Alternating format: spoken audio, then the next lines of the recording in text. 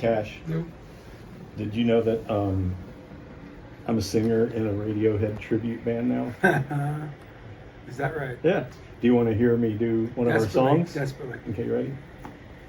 Fitter, happier, more productive, comfortable, not drinking too much, regular exercise at the gym 3 days a week, getting on better with your associate employee, contemporaries at ease.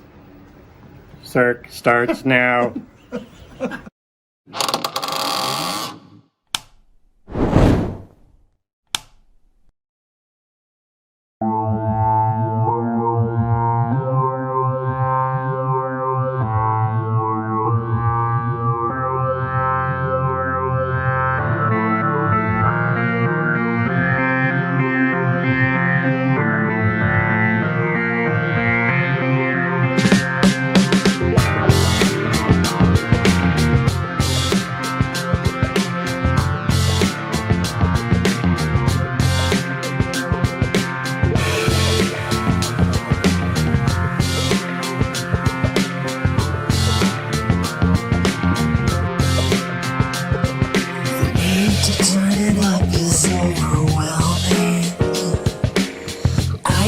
Can't sit still anymore.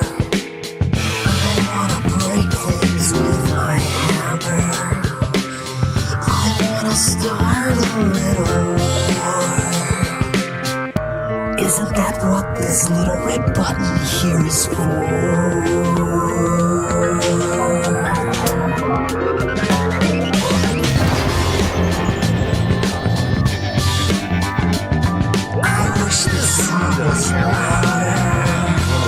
I'm going to learn how to do that. Okay, can we? Yeah.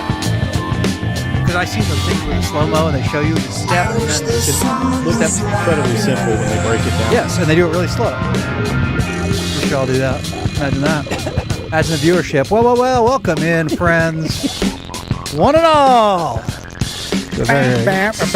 Especial, Modelo Especial Edición of the Cirque Du Sirois show. Team Having Fun presents this bad boy.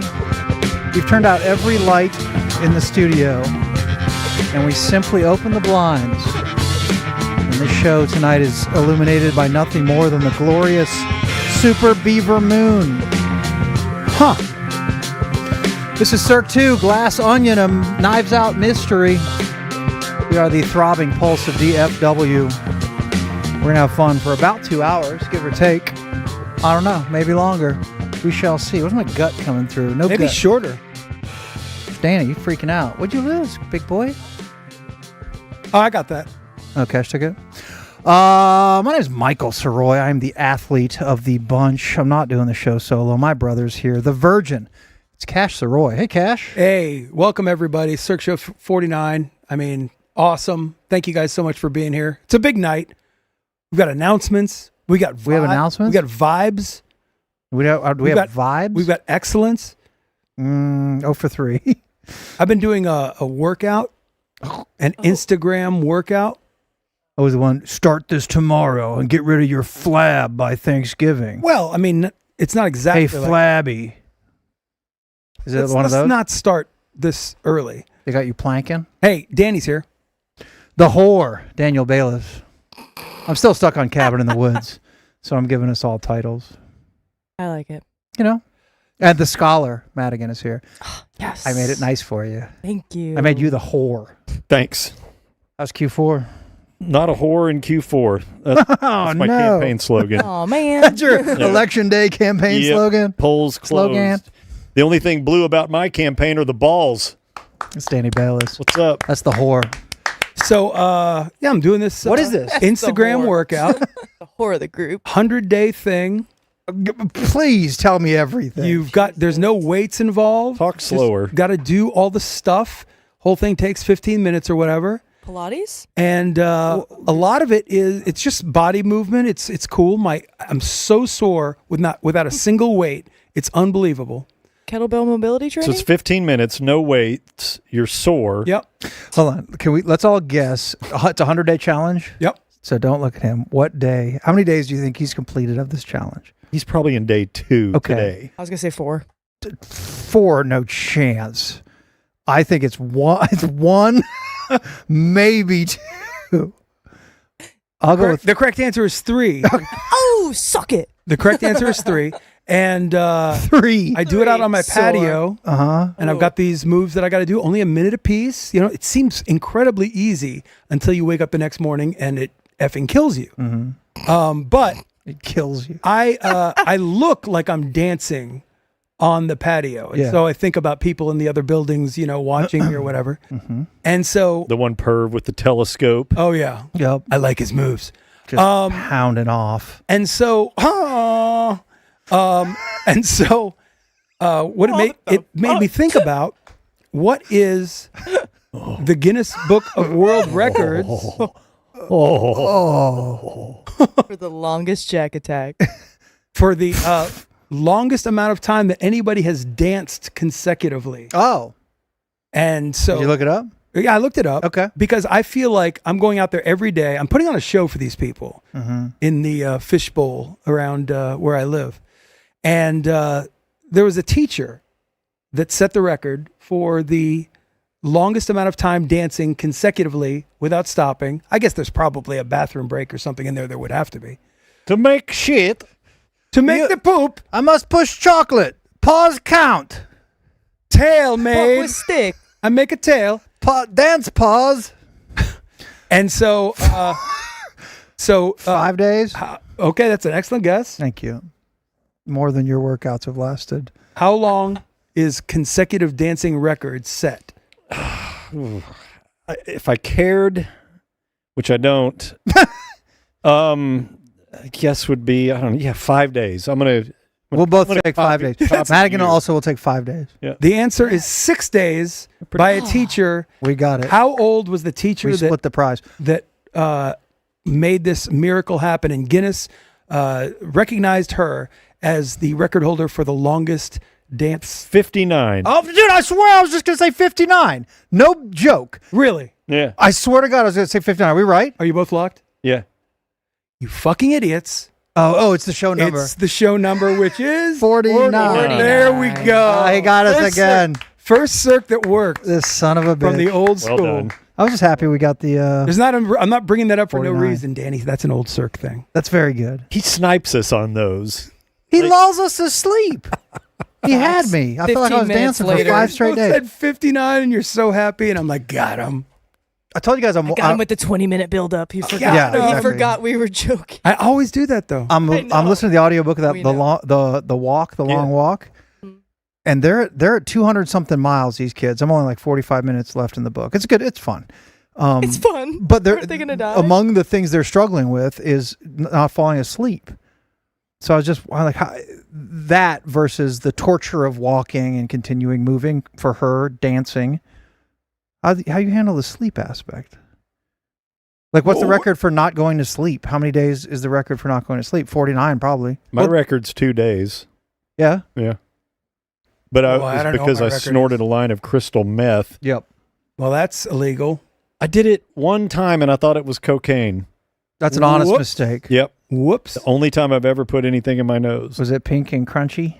I don't remember. Bluish? Tina ain't Jane. You did a line of crystal meth? Yes. I did. I did too. On accident?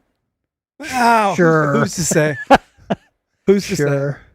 And then I played darts for 10 hours. It's a wild ride. Yeah. Yeah. I get it why people, I don't really get it. did one side of your face Yes. just completely feel like Yeah, it was just like- melting off of your head?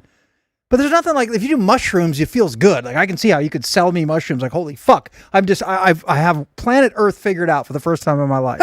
I've never felt this joy in my entire body. Like, there's a lot of reasons if a mushroom session goes well to sell. It'll be like, They never go wrong though. But I don't think crystal meth is, It's not the right answer. you don't Well, crystal meth is not the right get answer. hyped up, but you don't get, You get for it. focused. You get real focused on, and you get super micro concentrated on something. I could see doing microdosing crystal meth and working No. at a car factory. No, no. You know, on a That's assembly called line. just something No, no, no. repetitive. That's called Adderall. Like there's a Right. a legal Right. thing that No, if that's you true. want to focus on your work, you can get it from your doctor and you can spreadsheet your ass off or make parts in an auto shop. But Have you never wanted to work on an assembly line? uh, I know we wouldn't like it in the long no. run, but there's the simplicity of it. I feel like there's some. and I'm not when I made the face It that would I made. crush you emotionally. Right. I'm talking about like the repetitiveness of a task. Whatever that task is, to me sounds like hell. It's so funny you even bring that up. I spent like 15 minutes watching this YouTube video the other night, and it was an interview done with a guy. They kind of like did a whole documentary thing on this dude, and he worked in an auto plant, I believe somewhere in Michigan in the early 60s. I feel like it was around like 1963. And he was uneducated. He got into that business, and this was him after like 20 years in the business, or like 10 years in the business, where he's working on an assembly line. And they interview him, and they go home with him, and you see him with his family, and his brothers come over, and his brothers are kind of like, businessmen, entrepreneurs. They've got a more balanced life, and they're all laughing and joking, and this guy's just sitting there at the head of the table, just like comatose almost. Just broken. And he talked about how, I just don't, I don't know what I would do if I didn't have this job, but it's the same thing every day, all day long. I don't know the people that I'm working next to. I'm lucky if I even know their names, because there's just no time to have a conversation. We get our little 15-minute breaks, our 30 minutes for lunch, and it's 9 to 5. I mean, 8 strong, solid hours a day of doing the exact same, like putting a bolt into this thing and then putting it over here, over and over and over and over and over for 10 years, the same job. Because you can argue that a lot of jobs have the monotony aspect. Sure. But an assembly line is like literal monotony for, like you said, I don't know how long the breaks are, how it works. And that was a staple of the Industrial Revolution. Like, millions of people had that job. Yeah. It was a good job. And it showed him. But holy shit. And the monotony. there's a skill to be able to handle that monotony. Yeah. And maybe it makes you insane at some point. I don't know. But every skill, like it's like the Peyton Manning commercial where it's like, what do you want to be? He's giving the speeches. I want to do this. I want to do, yeah, you can. I want to be an NFL quarterback. And Peyton Manning's, well, that's a pretty specific set of skills. I feel that in that situation where it's just like, man, being able to manage your life, do that thing, continue to do that thing, be steady and deliver and not make yourself crazy. I think that there's you learn that. I think there's a genetic something in there that makes it a positive for you that you can pull that off. I could not. I think it's a representation of you justify the payment, the insurance, whatever you get. Benefits, all that. You do that. And I think everyone does that relative to their job. Yeah. Most jobs, there is some sort of, variety, I think, to what you do. Desk, get up, talk, whatever. But there's no more like perfect representation of that than actually grinding on an assembly line at the exact same position. But it doesn't even have to be an assembly line. I mean, it can be at a winery, and you're going through the grapes and just picking out the ones that make it past us or whatever. Yeah. I mean, that sounds terrible too, but at least you're outside and pop a grape. And there's variation, not every plant looks the same. Yes. And you can probably have conversations with the people that you're next to. This guy, he was so beaten down and so completely defeated. You could tell that the only joy that he had in his life, and he probably couldn't really even experience real joy in this to the fullest, was being home. Yeah. Like he would get home and he would walk in the door and he would immediately kiss his wife and tussle the hair of his 2 kids.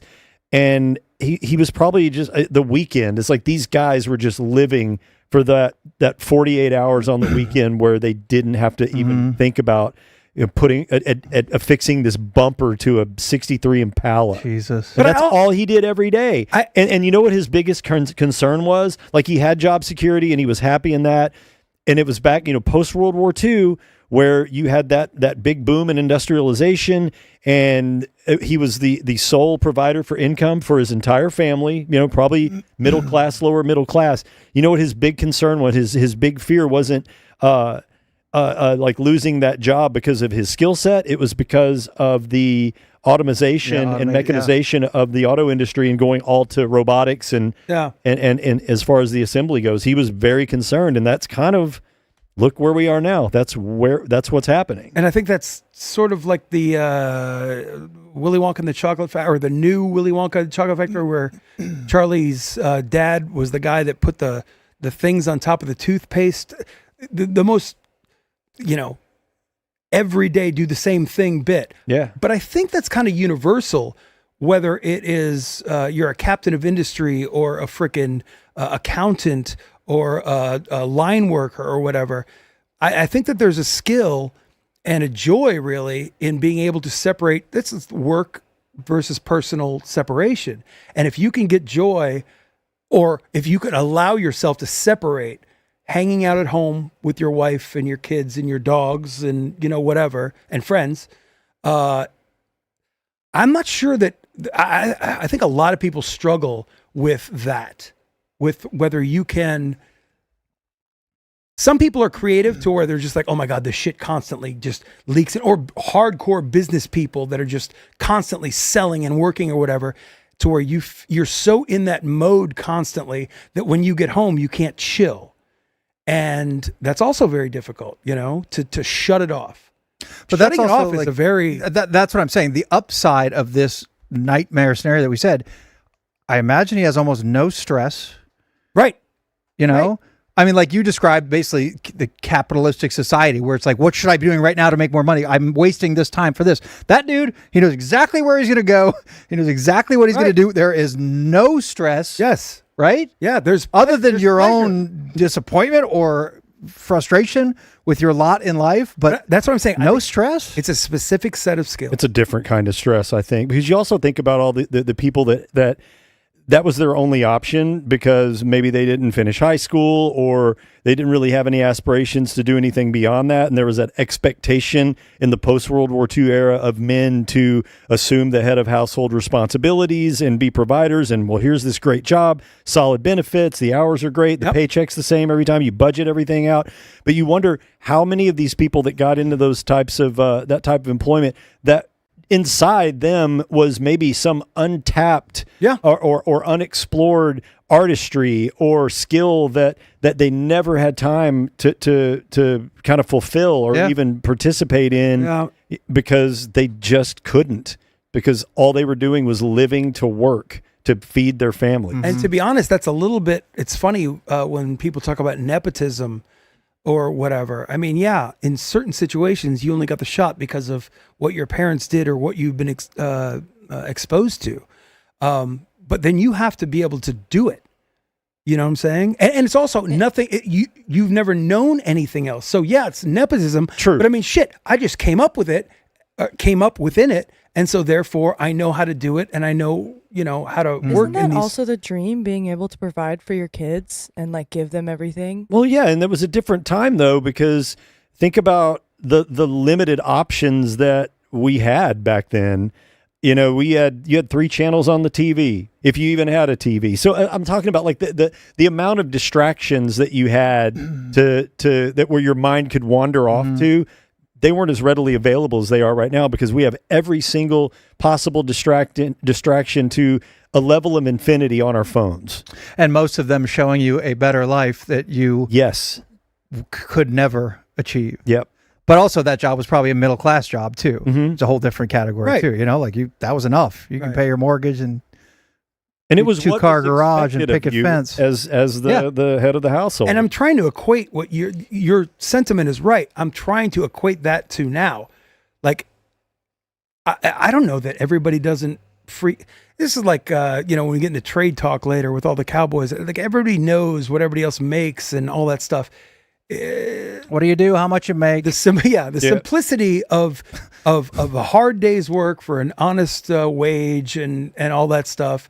And I really think that as digital and everything everybody has gotten, it's really, really hard to I don't know. That's an old school thought. That's an old school mindset that you have. And I'm trying to equate what that means to people now. Kids I think growing up now. Well, it's all relative. You know, I watched that, and to me, I'll find the video and I'll share it with you guys. But I found it inherently depressing.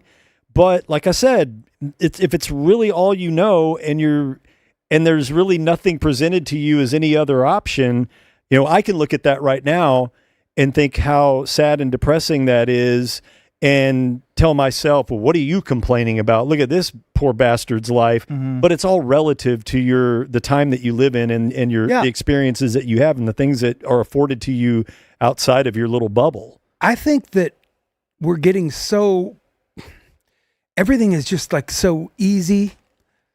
Actual skills, a welder, a builder, like actual Magician. No, you're right.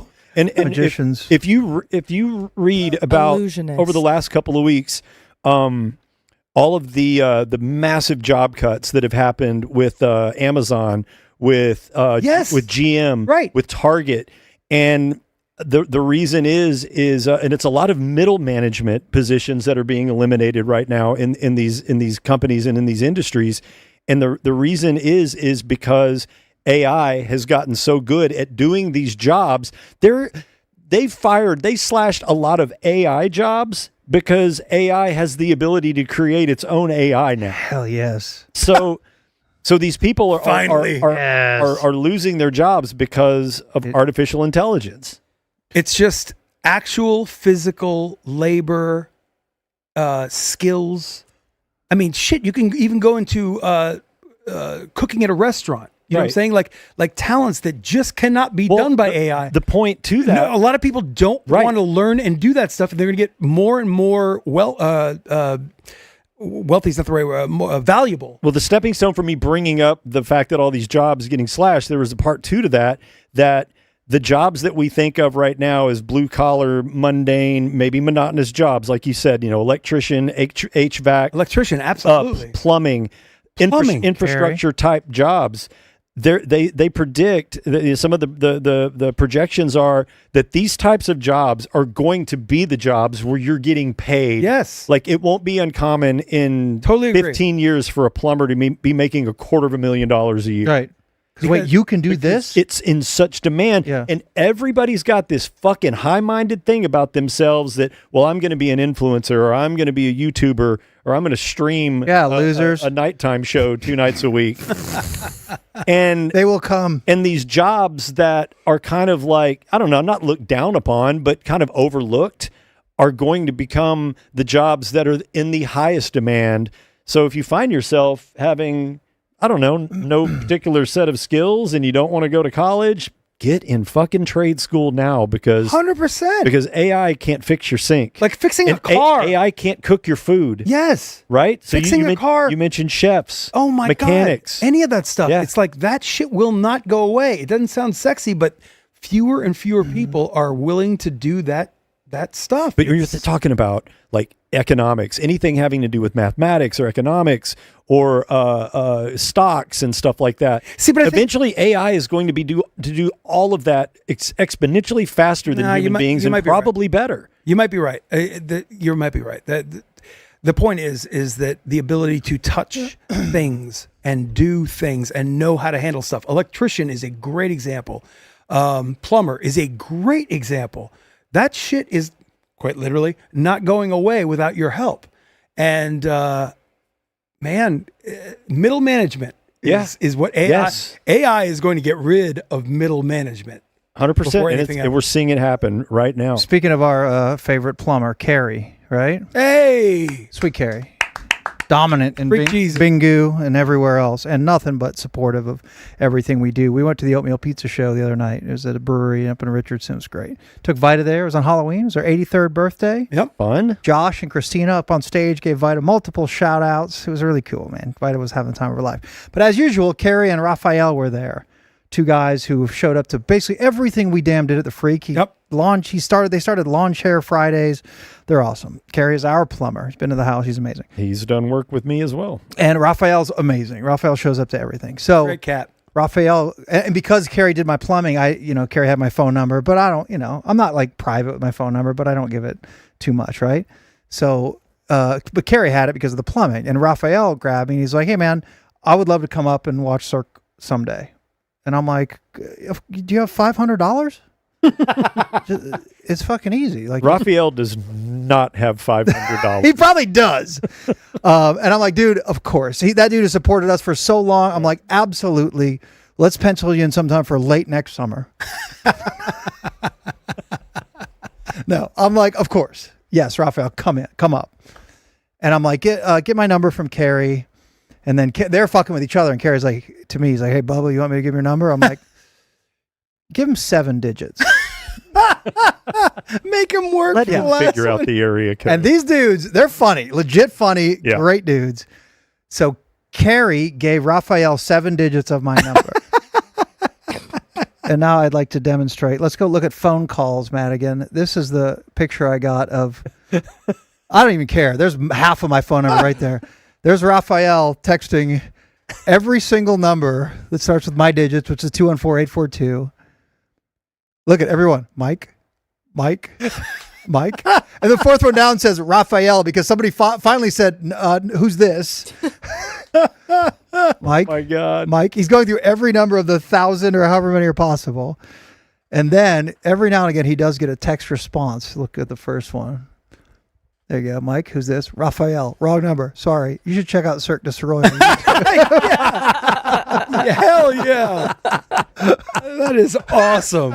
And then the next one is something similar where he got a little bit more positive. There you go. Mike, nope. Sorry. You should check out Cirque Du Sirois. Cool. Thanks. So if there's any chance that person whose number's up there, but leave him alone, Oh my God. is watching tonight, Raphael, we'd like to welcome you on board. That's effing awesome. Isn't that funny? he's like the king of the Andy Kaufman bit. Oh, he's great. Like Smart, he'll go funny, to weird. all lengths, any possible length to ram a bit home. He was a wealth of help to Sirois Industries. He's got a lot of Sirois Industries level ideas. He made, you know what? He's almost like, I love absurd humor. He might even be too absurd for me. Yeah, most of the ones he gave me, I'm just like, I can't. Although he did come up with glow-in-the-dark light bulbs. Right. And I'm like, fuck it. I'm like, God damn it, that's genius. How is that not a thing, right? You turn the lights off and it gives you 1 minute of a little bit of light. Right. And then it's gone? How are glow-in-the-dark light bulbs not... Or it's night and you need to change the light bulb in your lamp. Wait, hold on. Glow-in-the-dark light Hold on. Glow in the All dark. along, Cash. Yes. So your light bulbs. Mm-hmm. Yeah. The glass is the glow-in-the-dark It material. has like paint. Okay, on but it, so like then charges. your place is sort of lit all When the I- time? For a bit. Joe, Yeah, for like a glow- couple minutes. Glow in Like the you dark turn the doesn't light last off. forever. How many times do you turn the light off and then have to like maneuver by memory wherever you're going? Holy shit, this is It's amazing. this is Right? great. All right. And it gives you a couple minutes of like a little bit of light and then it peacefully just goes away. Cirque du Sirois Industries. Yeah. Yeah. Glow in the dark light We're gonna- bulbs. Yeah, we lost that one, Raphael. He also came up with a half-mile long dog leash so they can just walk themselves. That has You problems. just attach it to your front door. Stupid. I'm like, all right. that one has I problems. kind of like it. Dingu, I know you had an adventure. We had our Halloween Spooktacular, which I know a lot of people are saying this. We may have peaked that day. Oh, you think? Yeah. Might be. Who are these people? Raphael and Many Carrie? people. Raphael and Carrie. Many people. You guys peaked on Thursday, huh? But it was Halloween. We had a Yep. big old party, and then actual Halloween was. I mean, Halloween is a big deal for me now. I know. It's really funny because I was talking to Malcolm's mom about this, and holidays and shit that I, for ages, 20 years. Christmas, couldn't give a rat's ass. Thanksgiving, yeah, if you got invited to somebody's house, wonderful, great, thank you. I'll decline. Wonderful. You just have a fuzzy thing. Halloween, I never dressed up. I didn't go to parties or go to the Yep. bar dressed up. It's never a thing. But now that there's an almost 5-year-old in the mix, I can't wait for this stuff. Yeah. Like, I love Christmas. I love Danny. it. Halloween's so much fun. We took the kid trick-or-treating. And something that I noticed is trick-or-treating is changed forever compared to the way it was when we were kids. Okay. I don't doubt this. So let's at all. harken back to when little Mikey and little Richie Soroy were running around with their little pumpkin buckets and their stupid costumes. No, you got it. Knocking on the door. Not stupid. They answer the door, trick or treat. Oh, who are you? Oh, you're a little Batman. Oh, look at you. You're a little. I have a picture of me as Pac-Man. Yeah, and then they look at Cash and they go, "Oh, you're a little sumo wrestler." No, Oh, look at these guys, a little sumo wrestler. I was the king of hearts. He's like, no, I'm a cowboy. You get Oh, your look at your little belly there. Oh, it's a little piggy. Look at little pig sumo boy. Cash was 6 years old and weighed 237 pounds. Little sumo wrestler. But Totally could have been Pooh Bear and Tigger and Piglet for Halloween. you get your candy. You say thank you, happy Halloween. You go to the next door. Okay. Knocking on doors is not a thing anymore. You do not knock on anybody's door anymore. That sucks. No. That's the whole trick or treat thing. Agreed. So here are the two options. And every house that we went to that was participating in giving out candy was this way. You either had the huge bucket that said take one or Just two. sitting out there. Just sitting out there. And the parents would be inside, and then every once in a while they'd come out and refill it. But it was all out there on a table, and it was honor system to serve yourself trick or treat candy. The second option is the parents' party table, where you have about 5 or 6 parents from the neighborhood, and they're all chilling out in there the in front. lawn chairs. There may be tumblers. a fire pit going. They've got their big Stanley. Stanley Bingu, Yep. Bingu champion of the world Aaron tumbler. Kelly legal. Hell Just yeah. sucking down iced Chardonnay and whatever else they can fit in that thing, and they're out there handing out the candy, but you're not knocking on the door. Option 2 sounds great. That sounds fun. And that's always 'Cause that kind of makes been it a thing. party, yes. But that was usually like maybe 1 out of 20 houses would have the people that are actually sitting out. And look, again, the weather on Halloween night was probably the most perfect night that we've had all year. It was 70 degrees, and it was not windy and just beautiful. 4th warmest October in DFW history. Fact. What a We just fun got done with. Smoking facts. Smoking facts. But you don't knock on doors anymore.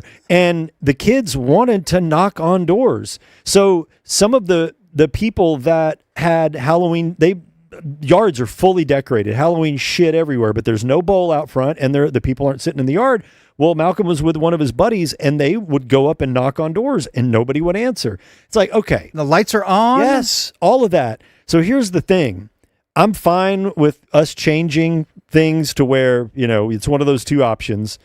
But if you're going to not answer your door, don't put a bunch of shit in your yard, and don't leave your porch light on. Make it look like nobody lives That's there. true. Yeah, blackout. That's what I did. But unless I didn't get the memo that this is the way it is now, that if we're not outside handing out candy and there's not a big ass bowl of candy out front, then nobody's giving out candy at the door. The door is not an option anymore, at least in the 2 neighborhoods we went to. So they went Dang. and knocked on a couple doors. Yep. With decorations and lights. Oh, yeah. And nobody just answered. not a surf.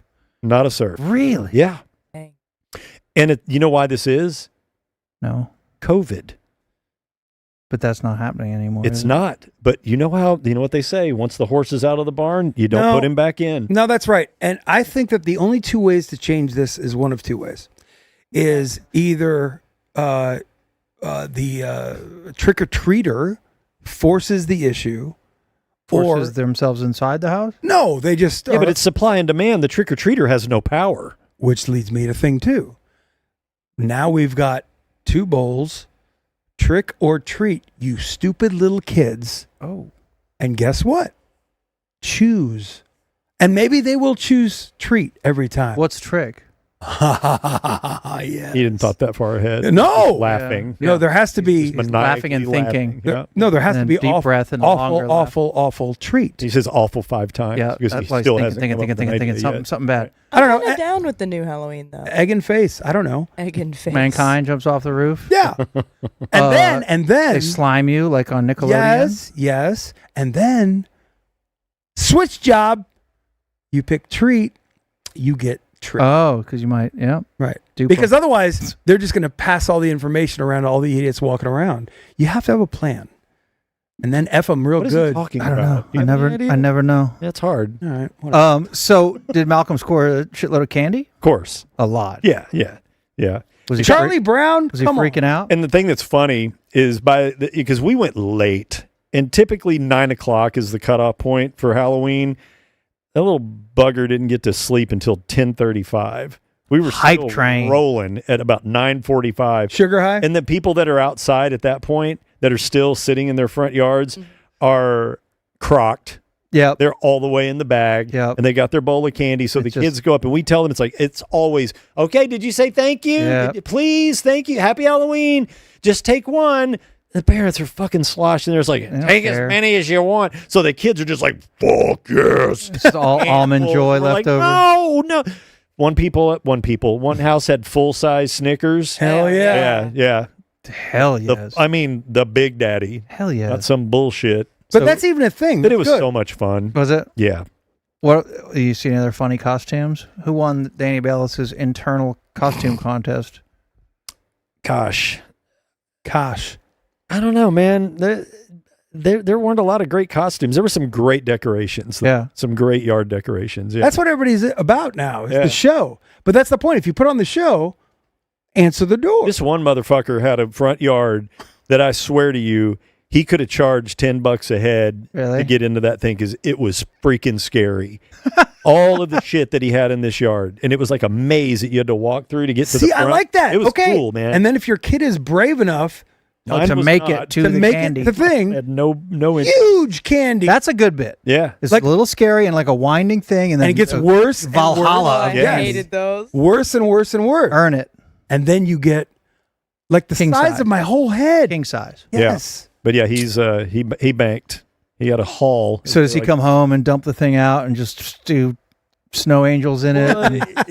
the next day? So he can't eat any that night? No, God, no. I mean, dude, he goes to sleep. I put him down at 7, and he's usually zonked by 7:30, 7:35 after we read books and watch Bluey Bluey. every night.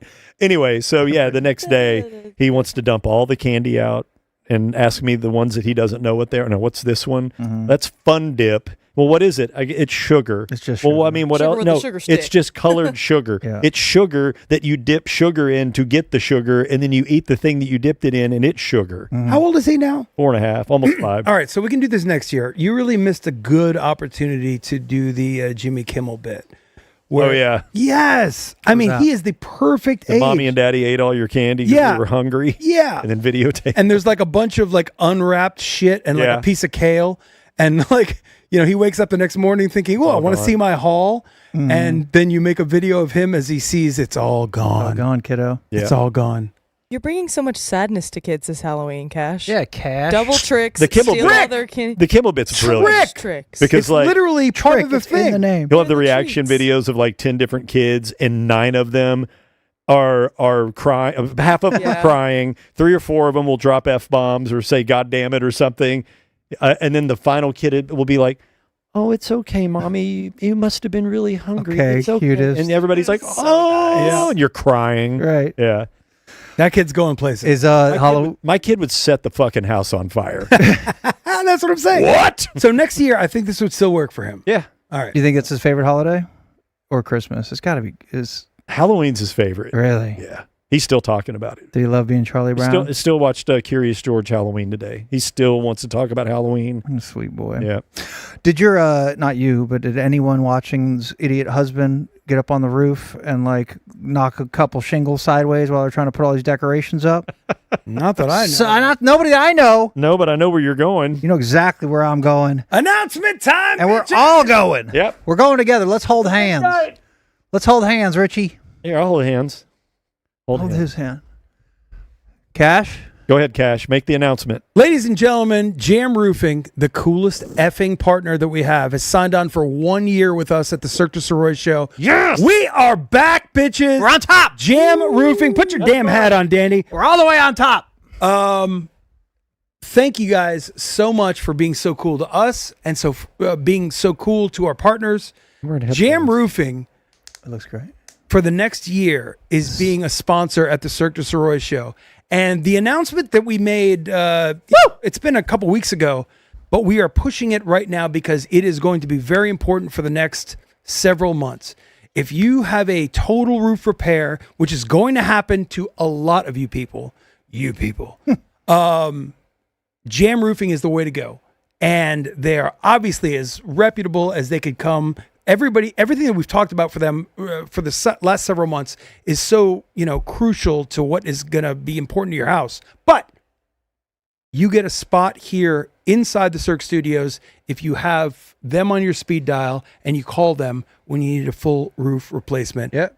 Jam Roofing. They just throw it in. Cirque Jam Roofing. Cirque Jam Roofing. Think about it like this. These guys are awesome. Jeff and Matt, great freaking dudes. We've had a chance to hang out with them. They're amazing, super cool. If these knuckleheads are willing to commit to us and be partners with us with this Ding Dong show, you can only assume how great and dedicated they're going to be when they actually work on your house. Yes. Yep. Something they actually know how to do better than anyone. Jam. I'm so happy. It's really cool. They've been with us kind of from the start, and like you said, great dudes. Them being great dudes, is just sort of fun. We trust them. Yes, that matters, but ultimately, you need your roof done. You need it done by somebody who's going to handle everything, the insurance, all of it. They're going to do it all. They're going to do it better than everyone. From the moment they get there until cleaning up absolutely everything. They do it the right way, and they're cool as hell. So the season of the hail is coming. I was thinking today about critters getting up on your roof and knocking stuff loose. I mean, anything. They can handle it all, and they'll handle it from stem to stern, man. And I'm proud, honored to partner with them for another year. That is kind of the coolest Love thing you, ever. Jam Roofing. So, do us So the freaking favor. hard. If you're in a pinch, anything with your roof, they do fencing too. They put a skylight, whatever. Anything you need. Go to their website. They have a list of all the things that they do, gutters, all that stuff. But please contact them, and I think you'll find out you made the right decision, and you're going to end up paying less, and your insurance is going to cover more, and they're the best, and it's really cool. I literally don't care if you remember anything else from this show other than putting Jam Roofing in your phone. Yep. And Because they're awesome. For those of you on YouTube, you can see the graphic. For those of you that are listening to us next day on a podcast, here's the number, 469-890-6848. Or it's easy to remember website, jamdfw.com. When you run into roofing troubles this horrible winter season that's on its way, they're the people you need to reach. Jam effing Roofing. I Hell love yeah. roof. Hell yes. I love sports too. I do. What's it mean? You got her.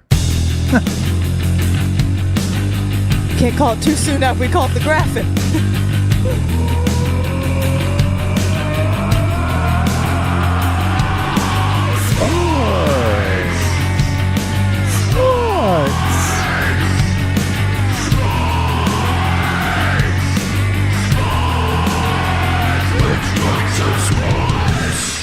So wild 24 hours, I guess, around these parts. Let's see. Is it 24? Yeah, where were things last night about this time? Is that what you're talking about? Yeah, that's what I'm just saying. Not good. I mean, it felt like when you were watching that game last night, this is the end. This is the final blow of all right, this thing ain't gonna come around. The offense, whatever it is not gonna ever be enough to offset this shit defense. And Jerry's making quotes about I had a trade and I got all this.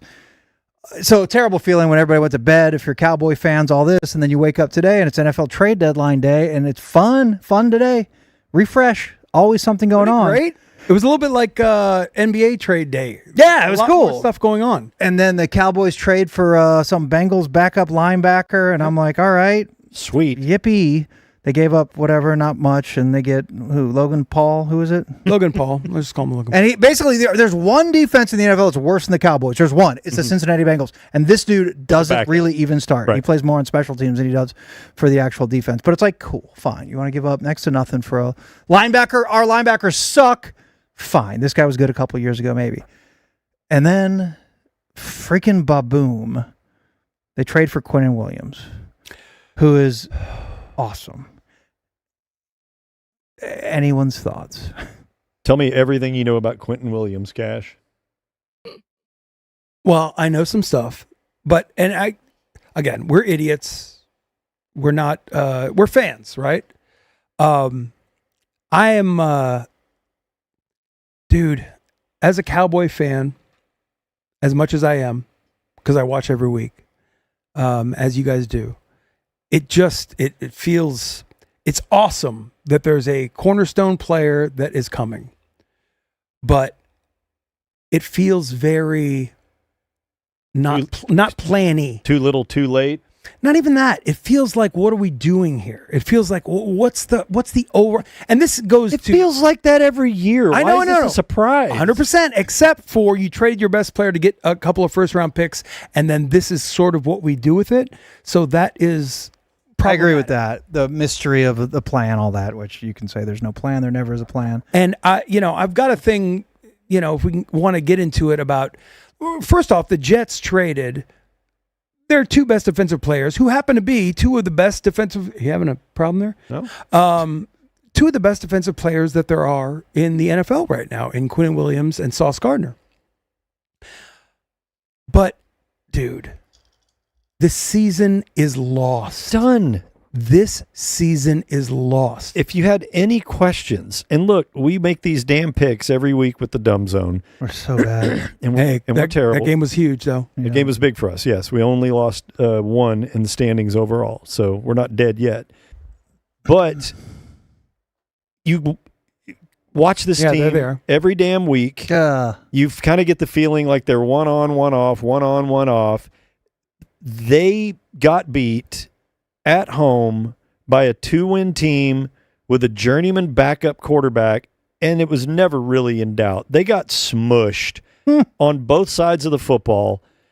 That was hot garbage last night. And you've got to think that this far into the season, past the halfway point, who was it that used to say, you are what you are in this league? Bill Parcells? Parcells, yeah. They are what they are, and they are a shit football team. The talk like 2 days ago was like, okay, should we talk about trading George Pickens? What can you get for George Pickens? Doing what the Jets essentially are doing, doing what the Dolphins kind of are doing. I wish they did more of it. They did not do enough, but that's a whole different. Yeah, deal. agree. The Jets did enough. The Jets got rid of their best 100%. players. And they have a shitload of picks. Yes. And the Cowboys were in a position, especially because of the Micah thing, where you just have to swallow hard, get more draft capital. And they fucked it up. I don't know. They fucked it up. No, I agree. And I am all about team fucking rebuild, take your L, get draft capital. I love that. But you have to be in either this bed or that bed. Yes, no, I agree. You're absolutely right. This Not this treadwater middle, stay in the middle, and then you never get over and you never go to the very bottom. Yeah. Quinnen Williams is an exceptional run defender. Tough, in the middle, awesome. He's a very good pass rusher. His numbers have slightly, analytic bullshit. No, for that position, he's great.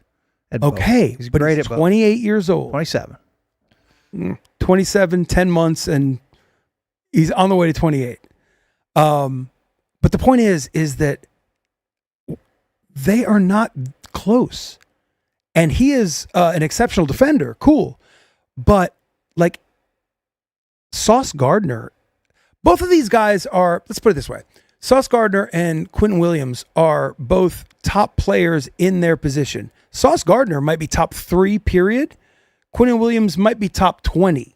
At his position? At his position. No, he's so much better than that. I don't think so. And so much better than that. And he doesn't think so. He's regressed a little bit year by year. And big guys, it's a little bit of a problem that way.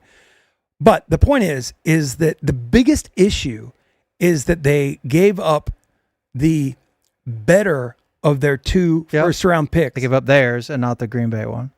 Right. The better. Yep. So theoretically, if Green Bay goes to complete shit, whatever. But that's not going to happen. If the Green Bay Packers next year, they're the 4 seed right now. So this year doesn't count necessarily for this trade. But are they going to go to complete crap? Next year, if they're in the NFC Championship game, not even the Super Bowl, that's a 29th pick that they got. And are the Cowboys going to be 15th? Are they going to make a run suddenly and be in 20? I don't think so. They gave up so much draft capital that it's almost like an even trade with what they did with Micah Parsons. It's there isn't a good follow through, and their draft fucking history isn't good.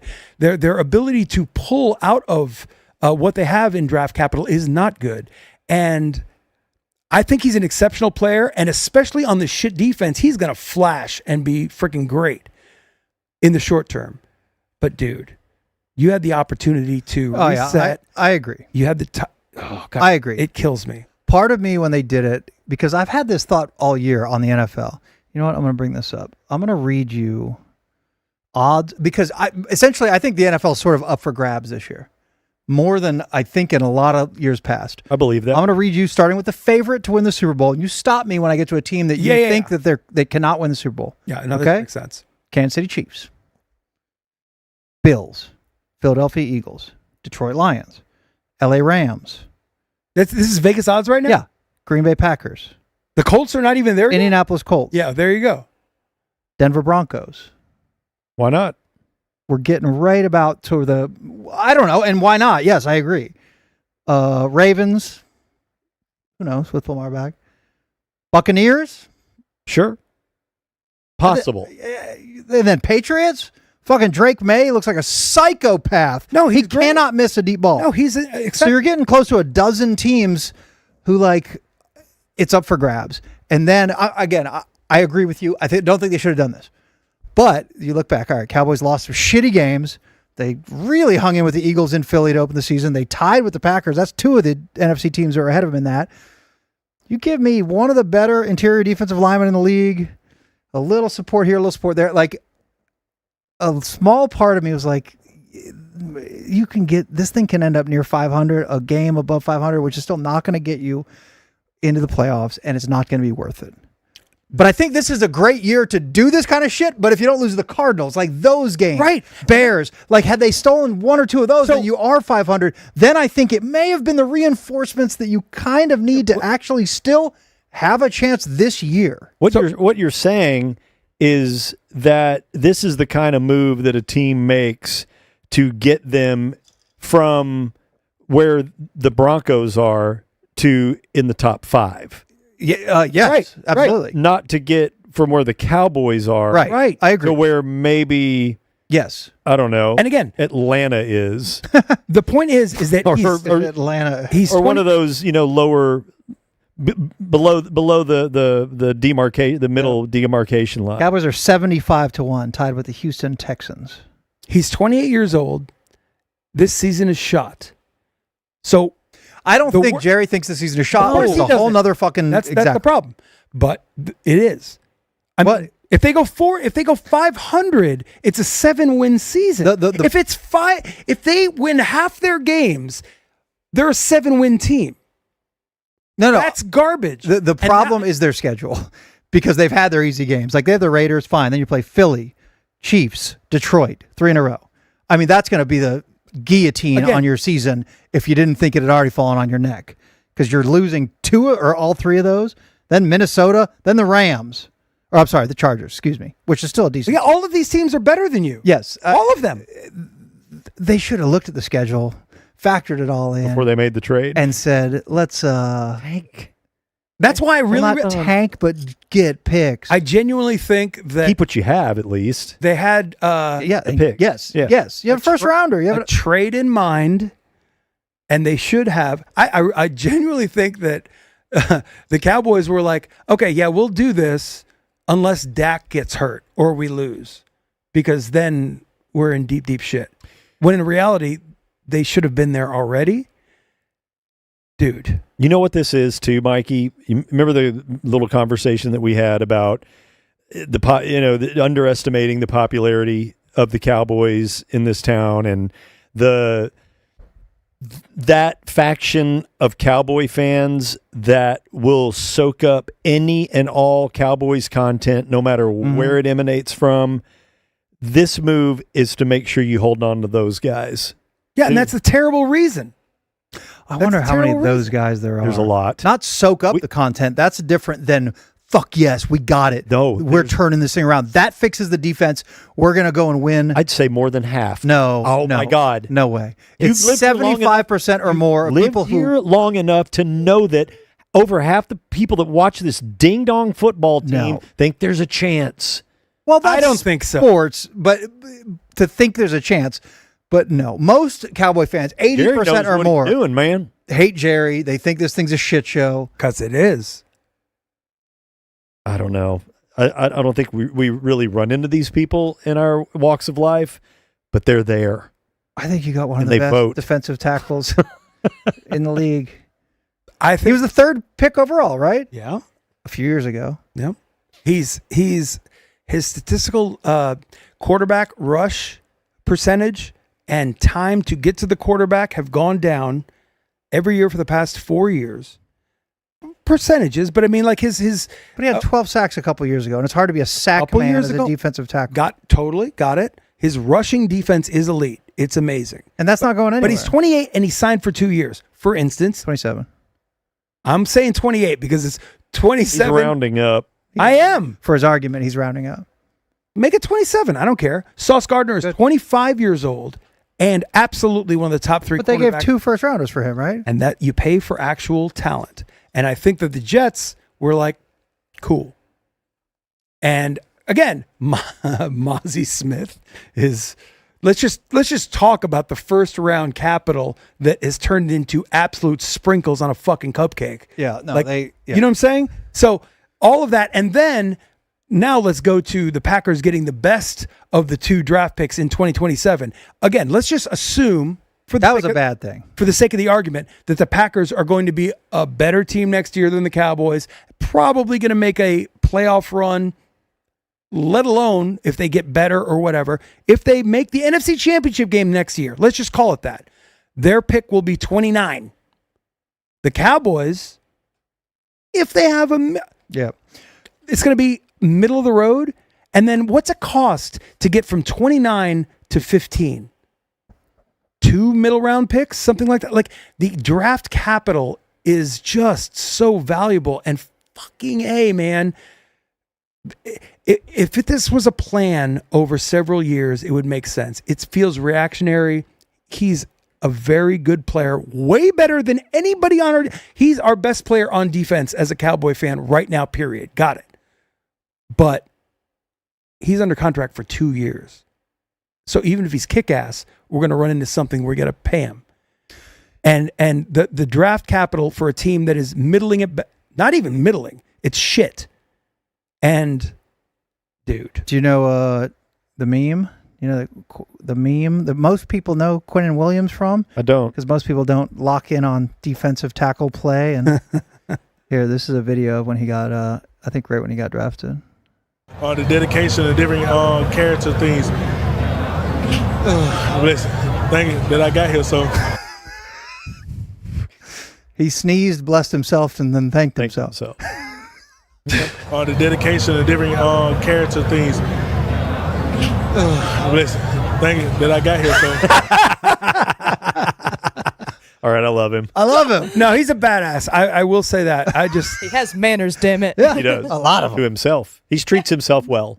Hey, I like that. I don't know.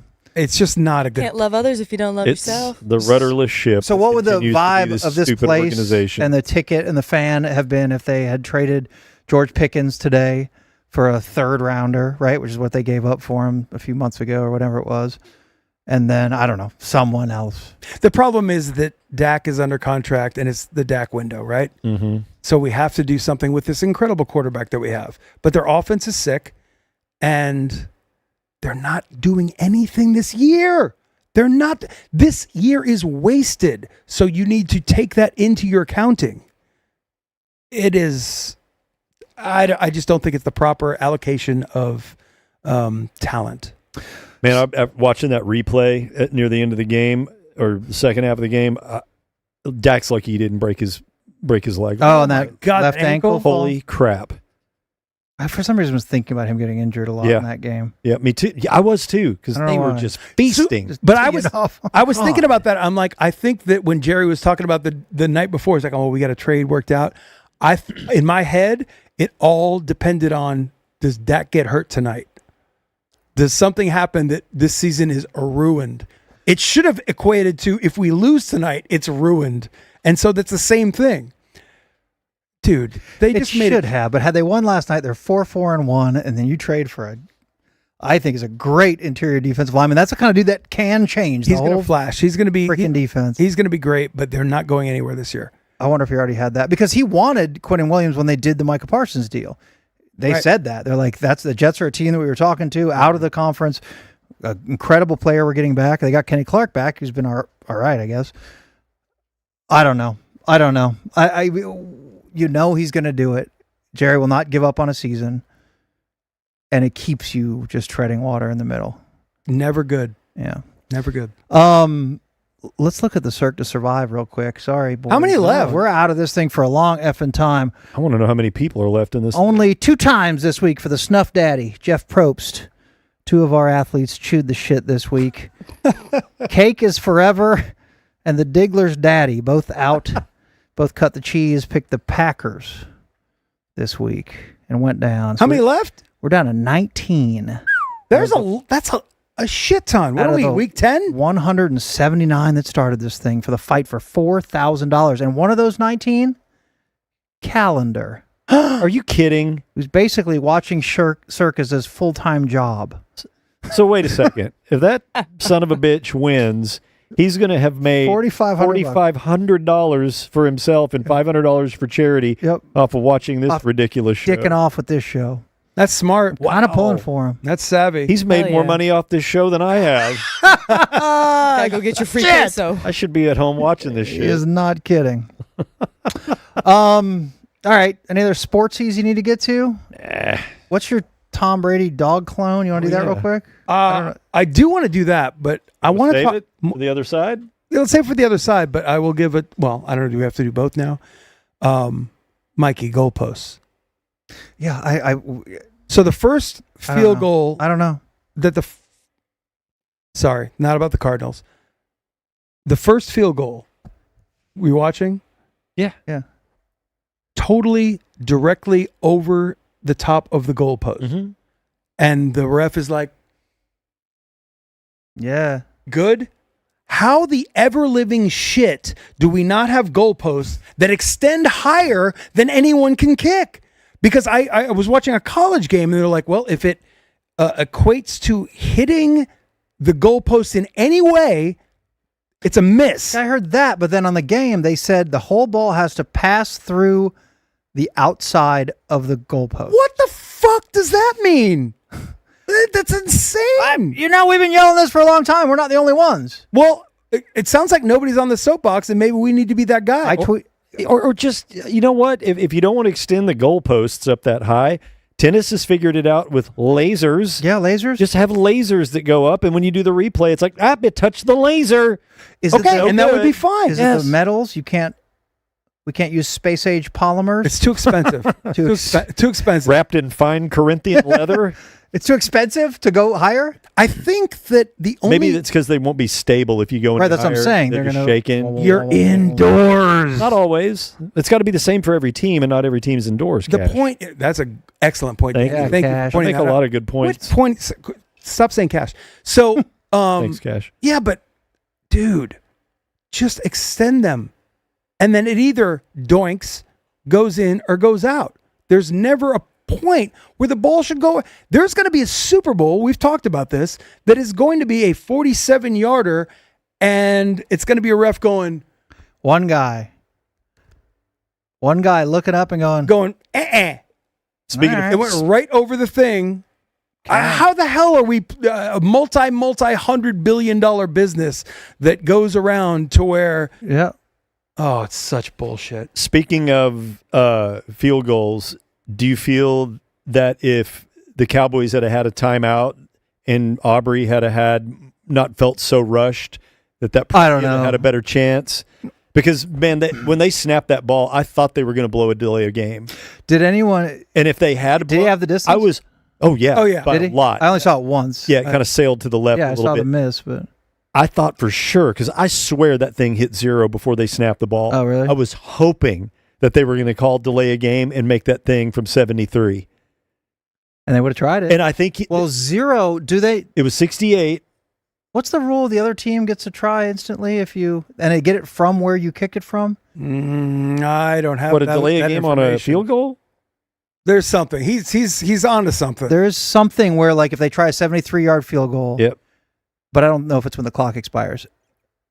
But And it was then the- you it miss it. The other team gets like one play from where free you kick or kicked something? it, and then they can kick it. But I think Even with no time? I don't know if it's no. There's you know, that there makes may have sense. been a runoff, and they would have, Yeah. because I think the play clock would have expired before the Yeah. game clock. Yeah. So if they had to delay a game, I think it probably would have been a 10-second runoff, which would have ended the half. Wednesday night when Brendan Aubrey, or Wednesday afternoons when Brendan Aubrey joins the Dumb Zone. Yeah. So tune into that. Cross Manana. promotion. He is the best, and they will chop it up. I was psyched. You're right. They had to rush it a little bit. He's going to do it. But what's his name? Cam Little, the Yeah. Jaguars guy. Him kick good. Wouldn't that have been funny, 68-yarder? I mean, I know that Dempsey's 63-yarder got broken before, but just think about how long. Let's just think about that, the 63-yarder. And Matt Prater, I think. Matt Prater, what 65? 65, I think. 66, I believe, is the record. No, 68. You got set this weekend. No, no, but the old one. prior, Yeah. the old record, however long that thing lasted, and you kick a 68-yarder, and it barely lasts. Your record lasts like 3 hours, A couple hours. Yeah, a couple hours. Shit. After the other one, but Dempsey's at 63 lasted for decades. Yeah. He'll do it. And But it happened has the to line up same perfectly, and way. it kind of did. And I was like, I know. I just think he got rushed. maybe. Because really- there's got to be a reason, because he's a perfect human. Yep, he He's doesn't the miss. best player in the NFL at his job. Excellent point, Mike. All right, there's some sports for you. We got a lot more fun coming up here in a little bit. We're going to take a quick break. We have- Something before the break, though. yes, there is I something. want to before the tease break. this. Okay. You people first. Fire away anything in chat. We're going to answer questions, have some fun. We'll race some marbles, but yes. Yeah, I got something for you. Okay, so we're going to do this in the break. So if you're watching on Twitch or YouTube live right now, and I believe it should exist forever if you come back and want to watch it tomorrow, or if you're listening on podcast, a musician, a good buddy of mine named Paul Shalda, who moved to the DFW area 7-8 years ago, something like that. It was a very popular band up there called the Shaladas. It was a family band. Moved down here. His dad moved down here with him. Anyway, he's an incredible artist, singer, songwriter, kind of soulful, funky. He was in Charles Bradley's band and wrote songs with him and performed live with him for a number of years. Anyway, he's got a new album coming out, I think this Friday, and a brand new video that was made here locally for Is this what you guys were talking about beforehand? Yeah. Oh, so hell yeah. his brand new song called Lately just dropped today. And look for a special cameo in this video by one Mike Soroy. And the reason we're doing this in the break is I want everybody to see this, but unfortunately I'll have to cut this out for Spotify users, because Spotify's got a bug up their ass about our show that if anything is remotely touches a copyright infringement, they pull our entire episode down. So I'll have to cut this out. So if you're listening on Spotify or Apple, whatever, and you want to see this video, you can go to YouTube, but we'd prefer you watch it on our YouTube channel. So just go to the Cirque Du Sirois YouTube page, and you can fast forward up to the break, and you can see this video. But it's a brand new song by our good buddy Paul Shalda on the Skylark Soul Company label, which does Bastards of Soul, which does Silver Skylarks, a number of other artists around here, some stuff that I'm involved in. Is this low-key fire? Oh, It's low-key fuego, Cash. Thank you. But yeah, brand new song, Paul Shalda, in the video for Lately, featuring, look for him, try to find me. one Mikey Soroy. Text in chat if you find me.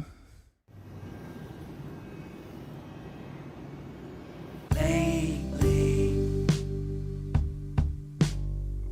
you don't feel like you have a home. You don't feel like you have a home. Well, it'll be alright. Oh, lately, you feel you're having too much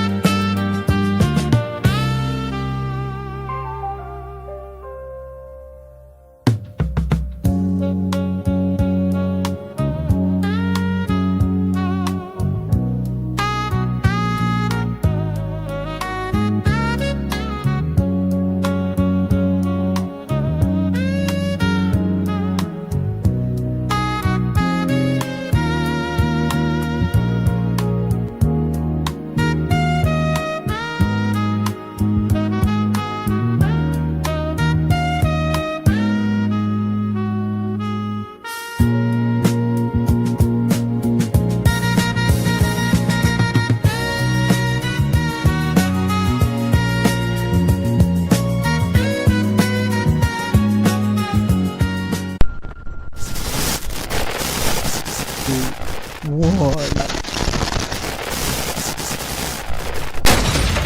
Ba-boom! Check 1, 2. Do your Radiohead song. That was I am here for a second part of Cirque. Part 2. I have a joke for you guys. Alrighty. Uh-oh. What do a 9-volt battery and a butthole have in common? Shoot. You're not supposed to put your tongue on either one, but you do it anyway.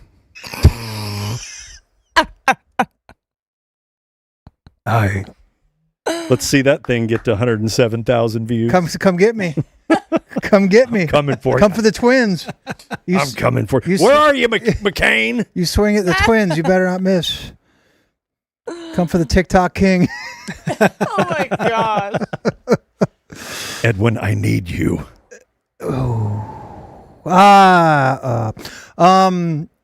We got hats on for a GD reason. We have hats on Hey. for a GD reason. Why do you wear every hat terrible? He doesn't want Because to I got my headphones on. He puts it under the thing. I forgot. You see how I'm... He's got hair, earbuds, and you kinda just, want to show it. you're hat guy. Go full on cash so you can see his hat and light bright meat fight big night. Light, bright, meat That's fight. right. Meat Fight is so sick. How much fun did we have when we went? It's been a couple years now that Yeah. we went. One of, maybe my favorite event that happens in this city every damn year. It is so delicious. You know what it's better than? Texas OU. Yep.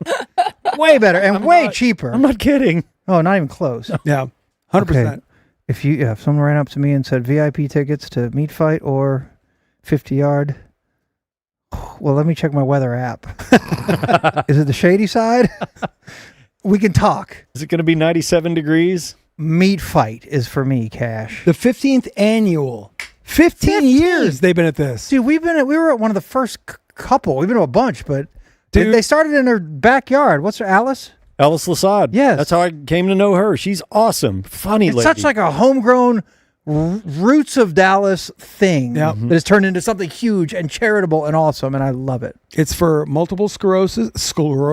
Mm-hmm. But yeah, all the best barbecue chefs in this city are together. It is November 9th. The Dallas Youth Sports is the name of the location. It's in on Ledbetter Drive in Dallas. Proceeds obviously go to the charity, but dude, you want to give to charity, why not have some freaking meat and some drinks at the same time? It is a kick-ass event. Please go to meatfight.com. Just go check it out. $75, I think, to get in. Free drinks. Like 20 of the greatest chefs in Dallas. You get to taste it all and have beers, have a great time. It is fantastic. Thank you for everything that Meat Fight has done, just as being a cool place to hang out. It makes Dallas cool. Yeah, 100%. It's one of those things that just makes Dallas cool. I just went last weekend to the, I don't know if it's competition. I don't know how these things work. I don't care. To the Chefs for Farmers food tasting event. Mm-hmm. It was jealous. so great. Did our accountant buddy hook you up? Yes. Okay. And you sent it my way. Yeah, I did. Yeah, our buddy Rob gave me and Christina tickets to it, and and I'm saying it for Meat Fight because it kind of reminded me how good these taste of festivals style is. Because Meat Fight's the same way. I didn't plan on getting hammered, but you're just like old fashioned, sure. Blueberry smash, yeah, I'd like to try that. It's a nice full drink. Socorro tequila. A nice full drink. Socorro. Delicious Socorro tequila. My tequila. American Airlines tequila. Big old tent right there. Have it. And we gave us VIP bands. Go in the VIP. Look to my left. Johnny Walker Blue. What? A whole thing. I did a... Hey, Mikey. And I'm like, is that this? I got something for you. Welcome in. We're going to beat them Cardinals. That's right. Nothing like a weird trade. It's just so fun. And Meat Fight is the same thing, but all delicious meats. Mm-hmm. Good God, for a great cause. Please take your lady or anyone. I mean, a date spot. Take your girlfriend. Yeah. Or you just got a little something brewing with a special lady. Q4's looking up for you. There's hope. Take that little lady to Meat Fight. Meatfight.com is all you need. There's small bites. You're not going to look like Pig Man. You know, you are going to be shoving stuff in your mouth, so is but it's going to everybody be else. bite And they have size. salads Right. that you It's can going throw to a be salad bite size. You're not going to look like a fat pig man. Delicious food. Yeah, fill your Sip a little of this. fill your lady friend up with copious amounts of brisket. Yeah, beefs. Yeah. Beef her up. Women love to make love when After they're during the meat sweat. After a half pound of beef. They want you all meat sweating on top of them. Flopping No around. foreplay, just ground beef. No foreplay. What's the website again? Meatfight.com. They own meatfight.com? Can you believe it? Are you sure about yeah. this? Pretty sure, guys. I went believe there. you. I believe you. Love Meat Fight. Go Meat Fight, go. Go Meat Fight, go. All right, I just have a list of stuff that we need to talk about. You know, the first thing, I got one real quick, and you don't even know about this. It's a shout out. And it's a kind of a sad shout out. Oh. It's the Rebecca over at Dick Shot. Oh, no. What happened? What happened to Rebecca? I was wondering what that was. Her little pup crossed the Rainbow Bridge this week. Sorry to laugh. Her little puppy named Enrique Escobar passed away. He got hit by a Waymo in San Francisco. Waymo. That's where Dick Shot is headquartered, right in the Mission District. Enrique Escobar was flattened. Oh. Just And put a good thought in for everyone at Dick Shot. I think Dick Shot got the day off because, I mean, it's a small, tight group. You know how they are over there. We work with them all the time. They're one of the great production companies that help put on the Cirque Du Sirois twice a week. And yeah, Rebecca lost Enrique Escobar. Oh. It got run over by a driverless car. A Waymo, yeah. Shit. It was flattened. And they The had- Waymo can't see the puppy. It sees Unless you everything. want to sponsor us. Believe in the Waymo, but apparently I don't know if Enrique Escobar just darted out. I don't know the exact thing. There's no video of that. I think he was mistaken for a squirrel. I don't know what happened. What But I just know what size Becca- of the Gotta be a video animal out there. What size of All the those animal cameras. is the Waymo not notice? I would think squirrel. dog. Enrique Escobar was a pretty small dog. I saw pictures. Anything Yeah. smaller than Pictures on Pigman, Again, yeah. Well, what the fuck? Instagram. So honestly, love and thoughts and prayers to everybody over at Dick Shot, and thank you. You guys are awesome. I have "cash is not squared away" written on my piece of paper. Okay. What is this? Yeah, we have a fun document tonight. Becca, Dick, cash not squared away. Yeah, it's all in my shorthand So to not give away jokes. It just said Becca Dick to remind me. And then you said it was going to be sad. And I'm like, what is he about to say? Yeah. this is a bit of a psychological breakdown of what you guys think of me, to a certain extent. Okay. I'm what? How do Go you, ahead, Danny. How do you know what we think of you? Well, In tell his, me if I'm wrong. Okay. Go ahead, Mikey. in his defense, I have a psychology trick that I've used since college. I remember nothing that happened from college, but the one thing I remember has helped me through a lot of scenarios and situations, and I encourage you listening and everybody to use this. To go to college? No. Well, if you want to go to college, that's fine. But it's a psychological tool. I am what I think you think I am. Yeah. And I apply it to things. I can apply it to all three of you, and I pretty much know. But I am what I think you think I am. And you counterintuitively wouldn't think that really works, but essentially it's true. So he's applying it to us That's right. with this most recent quote. That wasn't a plan, I'd like to say I was less confused. but I agree. I agree with him. Try it. Anytime you have somebody you work with, or a girl or boy or someone you're interested in, calm down, look at them in your head. You don't have to stare at them, though, maybe, and say, I am what I think you think I am. And then whatever I think you truly think of me is pretty much what they think of you. And it works. And that's genius. And Thank you. I have no idea why I thought about this like in the past couple weeks, but it really occurred to me. It's like, how do you give confidence to a young person that, thinks that whatever, they just want to be cool or make something of themselves or whatever, or in the way that I was thinking about it is, you want to impress a girl or a guy, whatever you're into. I know. And like, Okay. and it occurred Our to me, one confirmed gay it viewer. never really like hit me that it's like, if you go out with a date or you go out on a date and this girl looks amazing, when I was a kid, that would scare me and be like, oh my, holy shit. What do I need to do to make this thing work out? It didn't occur to me that she more than you even. is Yeah. attempting to give me positive feedback for me to then she wants to get dressed for me. That should be confidence for me instead of a scary situation. And she's freaking out twice as much as you are Right. about what your thoughts about her are. Right. But that's why at its root, I am what I think you think I am works. So how does that? What do we just? Oh yeah. You said something about what we think of you. Right. Mm-hmm. Okay. And we love you. Thank you. So if you ever doubt it, just know. Now I feel like I'm in a trap. But the point is that and I know you know this about me. Thanks to my grandfather, our grandfather that taught us chess. You think several moves ahead. Borchus. I'm constantly Borchus. I'm constantly like, and production is this way too. If you are thinking ahead in general, you will be better off. If you're playing a couple moves ahead, you're going to be fine.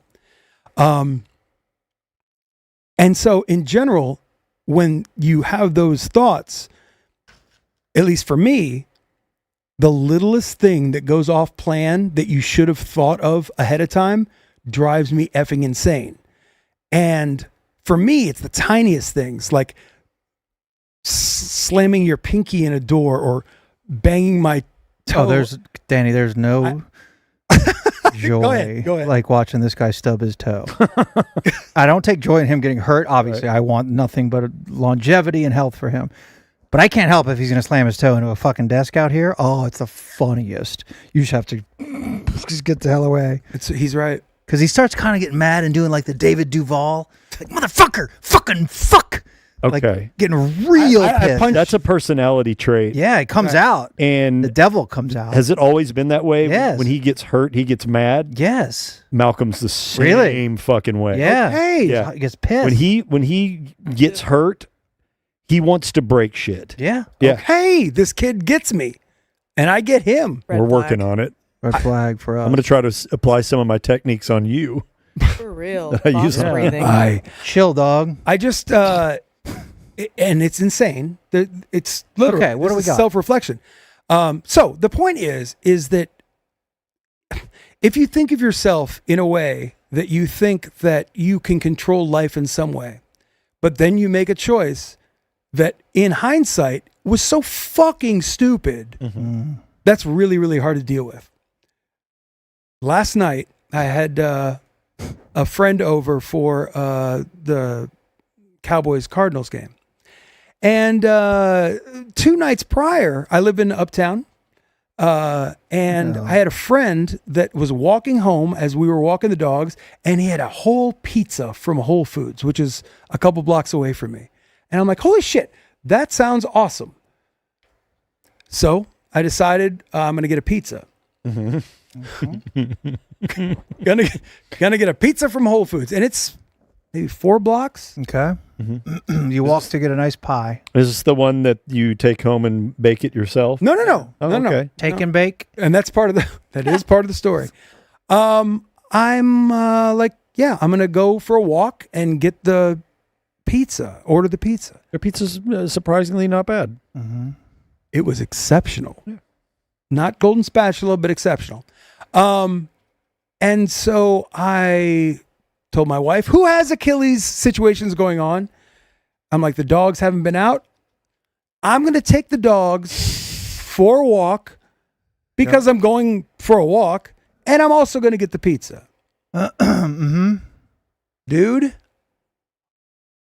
I didn't do the calculus. Did one of them get flattened by a Waymo? Well, No, he probably got there and realized he can't take his dogs in the goddamn grocery store. Can No, you not? no, that- Uptown, you can. no, that's fine. I probably could have, but I tied him to the little bike rack.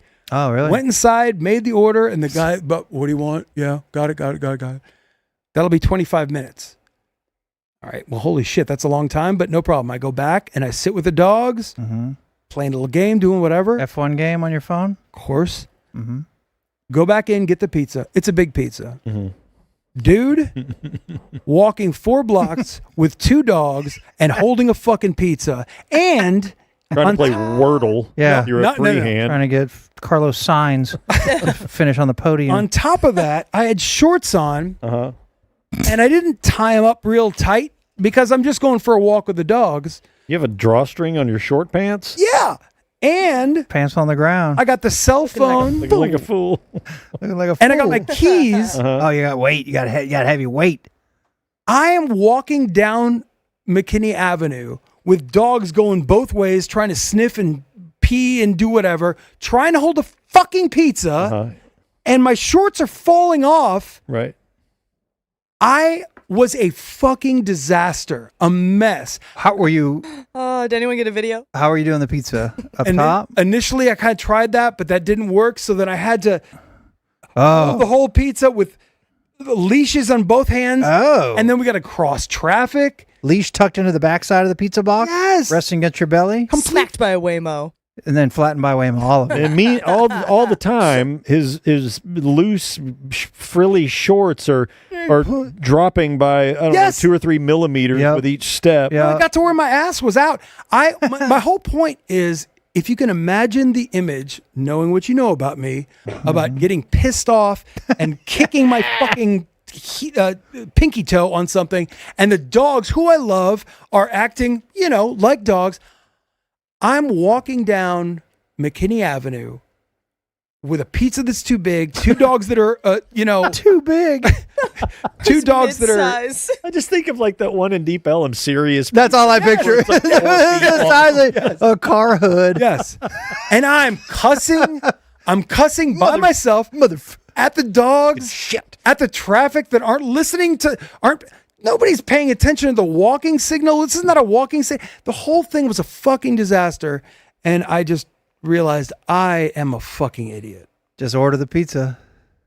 I'm just an idiot. Just order the pizza next time. Just And leave there's- the dogs at home. Oh, 1,000% yes. But I'm also in my mind dealing with Wear pants. You're going for a walk. Or You're a going belt. for Buy a belt. you're going for a walk. You're not going to take the dogs, and then I got to deal with that. At any point during your sojourn back to your abode, did you consider just frisbeeing that fucking pizza out Yep. onto Pearl Avenue Just Walter Whiting it right on fuck top this. of You know what? Yeah, actually, yes, I did. on top of Morton's. Not that important. But I had to put it on top of like walls to pick up shit. Throw it on top of Trulux. wing? Fuck it. Fuck Anyway. this pizza. Did You go home and have the pizza? And it was a good pizza. It was a great pizza. Okay. But I felt so completely out of control of my life. Just pathetic. I don't, and again, I'm Hey. doing this to myself. I wish that I'd have seen this. You do it to yourself. You Hopefully guys- somebody saw him. You do. Oh. all People saw me. pissed. They just didn't know. So pissed. Next on my list, it says kind of pumped for a movie. That's you, bro. That's me. That also made me laugh. I am going to try to get you guys to do something. I'm all in. I know you're in. Yeah. This guy might be tougher, and this is going to be short, but I think we should review something for Thursday's show in honor of what's happening this weekend. We have cinema history happening this weekend. Wow. Never in my entire life have I been more psyched to see a movie than I was in 1987 when The Running Man came out. With Arnold. With Arnold and Jim Brown and Jesse the Body Ventura. I was so hyped. I was more hyped than I was to see Three Amigos. And Three Whoa. Amigos, I was jacked for. That was the greatest build-up motion picture ever. Even more than Rocky IV. I was pumped for these films, but goddamn it, when The Running Man came out, I was losing my shit. And the new Running Man comes out this weekend with Gerard Butler? Glenn Powell. Glenn Powell. Yeah, they're all the same. And this is a Stephen King story, Richard Bachman. And this movie that comes out this weekend is closer to the actual book. He's out in the city. It's not as cartoonish as the 87 version with Arnold. Not as perfect. But I effing love The Running Man, and I think the 1987 Arnold version would be a funny-ass movie for us to review. Well, one caveat, I'm pretty certain I've never seen it. Oh, my God. Yeah. Really? Pretty sure. Okay. And now we're in.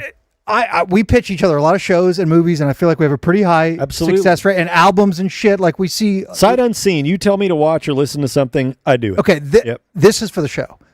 Yeah. I'm not saying, bro, you got to see Running I mean, Man. even for the show, that's fine. This is for the show. This was definitely in my dark period of intake of all sports, all TV, Really? all movies. It was just From the years of 1986 to about 1990. you're just memorizing I- bassists and drummers. Yes, it was all. What I tell you, my 3 things that were important to me in those 4 years. What were they? It was marijuana, guitars, and pussy. Hell yeah, brother. Q4. Not in that order. I wasn't interested in going and sitting in a theater and watching Running Man. I Well- had other things to do. That's on you, bro. I think, Now I can't wait to see it. I think it's awesome, and I'm scared to rewatch it because it's probably it's an '80s movie. It's probably gonna be bad, but I know it's fun. Richard fucking Dawson is in it. Boy, that Family means, Feud, That means nothing Richard to Dawson. anyone, but that is the jewel of this thing. So let's carve out an hour and 35 minutes in the next 2 days, I'm in. and we'll review the original Running Man in honor All of right. the great new Running Man that's coming out this week. Which we won't see. Now, maybe when it comes out at my house, I don't know. Which we will not see. No, God, no. It's probably going to suck. All right, so we're watching Running Man. We're reviewing it as part of the Velvet Rope. Okay. Brought to you by Taco Joint. Go get some queso. Delicious free queso if you say Cirque du Sirois. I have the word geography written on my page, and I'm just going to tell you this. So sometimes I think of shit that's going to go on this show, and then I'm like, I got nothing.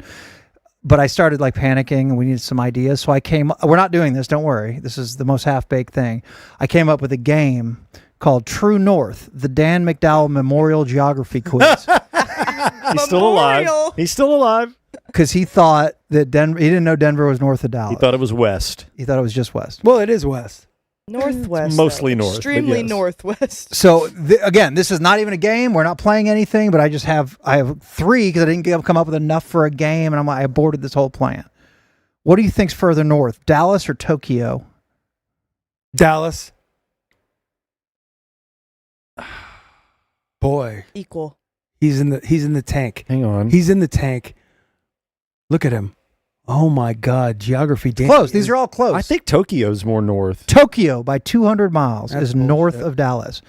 What's more north, Dallas or Israel? Israel. Dallas. Dallas. Dallas by 120 miles. I suck at this, evidently. What's more north, Dallas or Abilene? No idea. Dallas. Hang on. Look at Danny using his drive hand. Abilene. Dallas is. By 21 miles, Dallas is north of Abilene. God, I'm so terrible.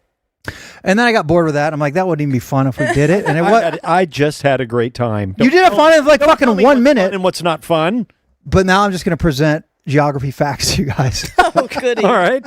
Brought to you by I think Mikey's tummy peeking I think out of his shirt. every one of these, my little belly that will not stay in.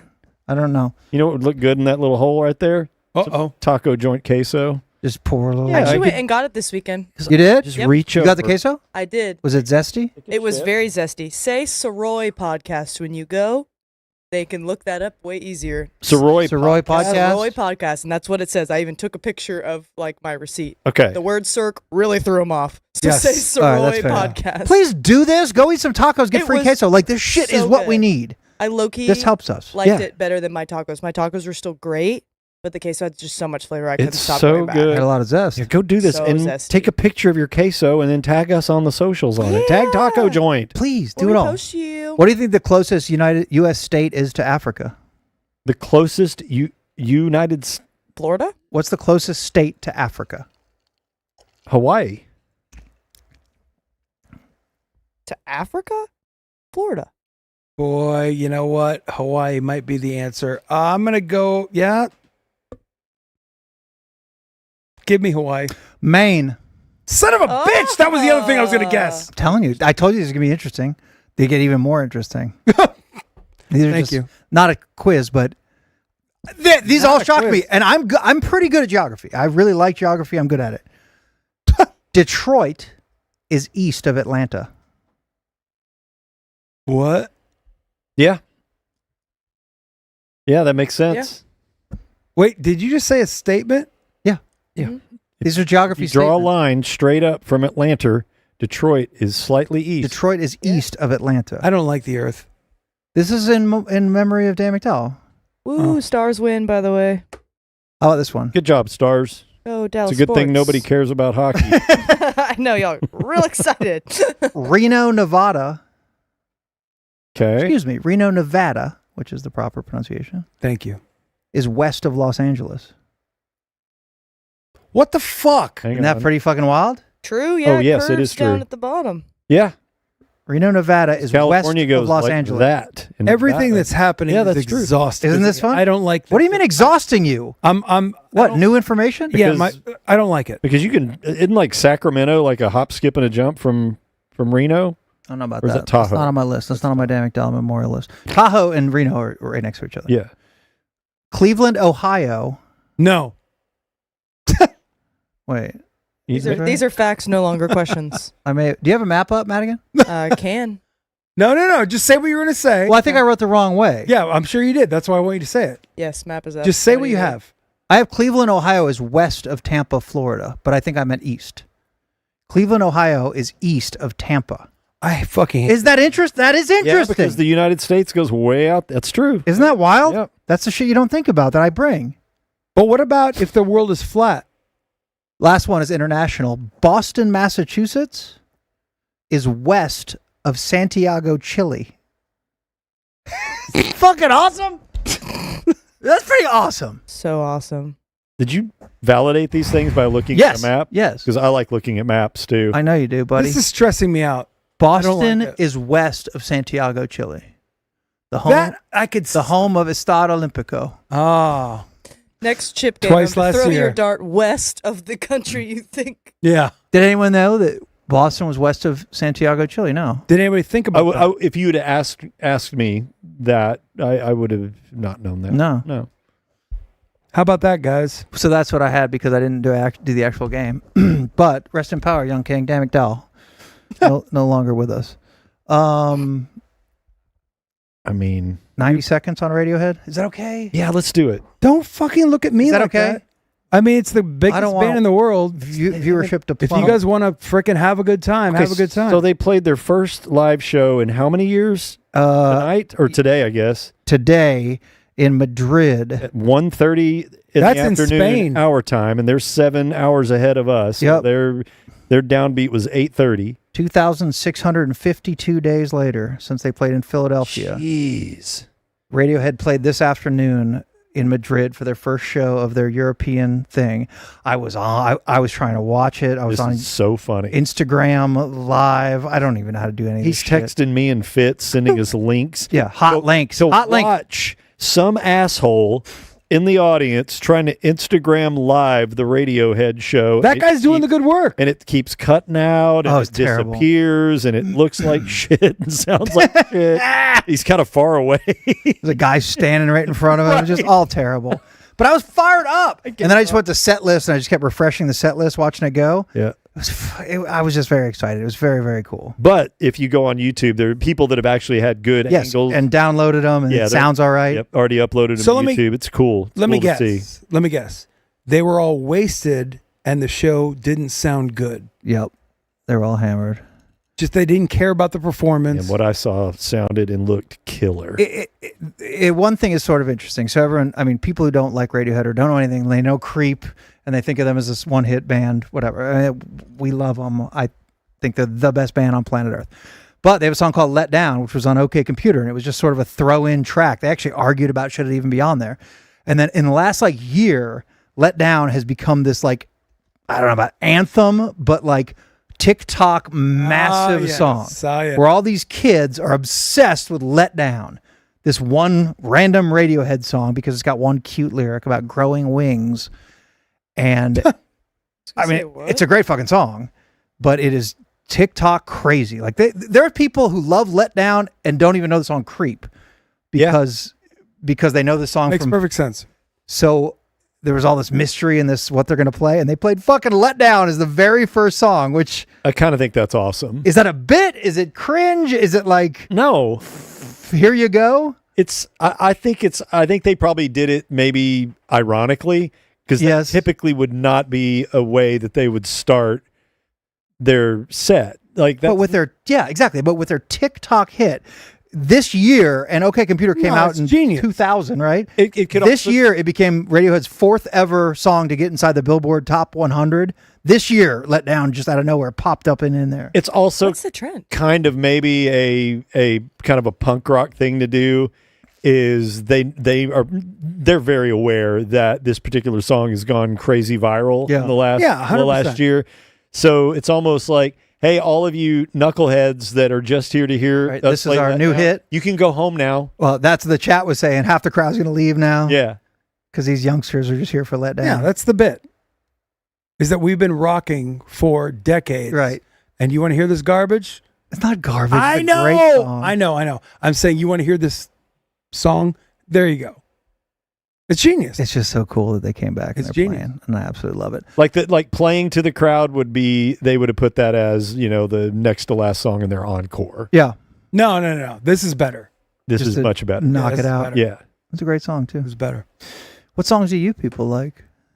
All you people. This one. Damn. See, we've got lyrics too. You motherfucking people. She.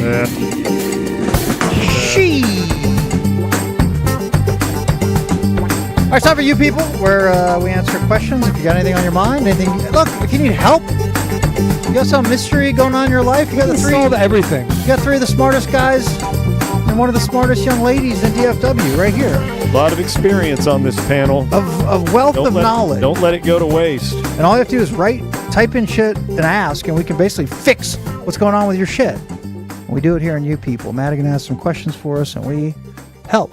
That's it. All right, gentlemen. Why do you get so quiet at the beginning of You People? You always really bring it in Would you loud. rather me yell? Yeah. Nah. Hey, what's up, you guys? Welcome back to You People. Today we are going to be starting off with this question. If you would rather see one of these people replaced, who would it be? Jerry Jones or Nico? Go. Metal bats. That's a great question, actually. I was forced into I was just thinking like the metal bat. state of Dallas sports, and yes, the Stars are cool, and they're always going to be cool and fine. Rangers, whatever. I don't know. It's just off season, but just the Mavs couldn't. The Q rating of the Mavs is I don't know when the hell it was low. It's been lower than this, and the Cowboys are kind of the same. Just ground us into a fine powder. There's just so much more muscle memory and care for the brand in the Cowboys. And Nico has burned so much fire. So much. I mean, like, it's a tough road to hoe. But is it just through like attrition? Is it a credit to the Cowboys? We expect them not to be good. They don't do anything like shocking. Oh my God, you did what? I mean, the Mavs did that. It's a very easy answer for me. Huh. If I wanted to change, if I could choose to change GMs in a heartbeat, it would be Nico. And the reason being is having Jerry Jones as your GM is like being 75 years old and you've been in a relatively affectionate, loveless marriage for for 50 years, Aye. but it's just too late to do anything about it. Yeah. With Nico, you're 33 years old. Yep. You've been married for a year, and you come to find out that your wife is bipolar, Yeah. and there's still time. You know, we can end this, and I can maybe get in a healthy relationship That's sad. soon. But with the Cowboys, it's like, fuck it. What I mean, now I'm just going to stick this out until we die. Yep. No, that makes actual perfect sense. It's just. We could do some Mavs at some point. I'm having a hard time. I don't mean bipolar. Maybe a serial killer. There you go. There we go. Safer. Yeah. Something that you can't really argue. Yeah. So you're just going to give up on your wife? I'm going to give up on my serial killer wife. Serial killer. Serial Danny's, killer, I heard yeah. serial killer. Yeah. Just going to give up. All right. Okay, boys. The ticket posted ratings today, and the sweet spot got a 2.5 share and was ranked 15th. Do y'all recall the ticket show, sinking that low? And what does that roughly equate to in the number of people listening?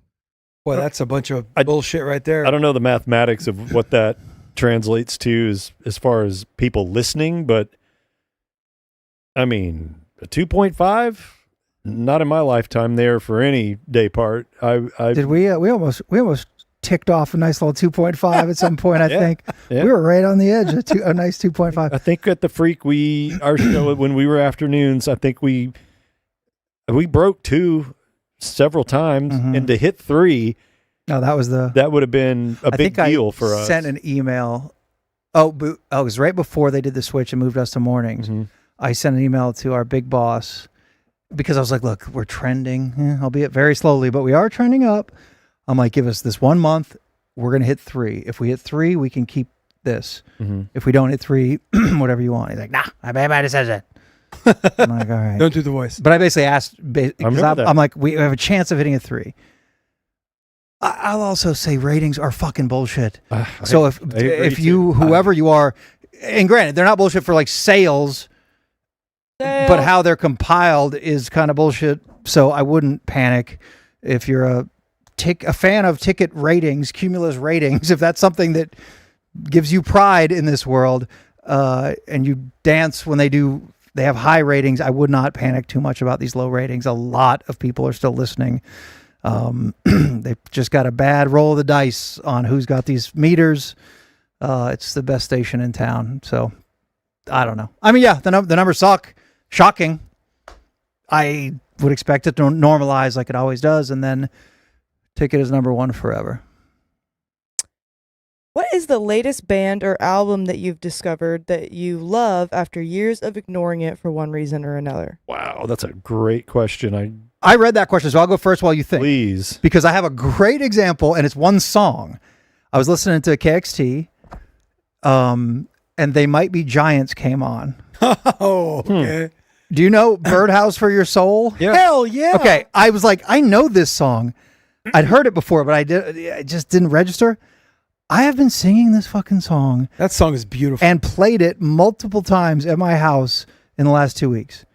Birdhouse for Your Soul? Birdhouse in your soul. In Your Soul, yeah.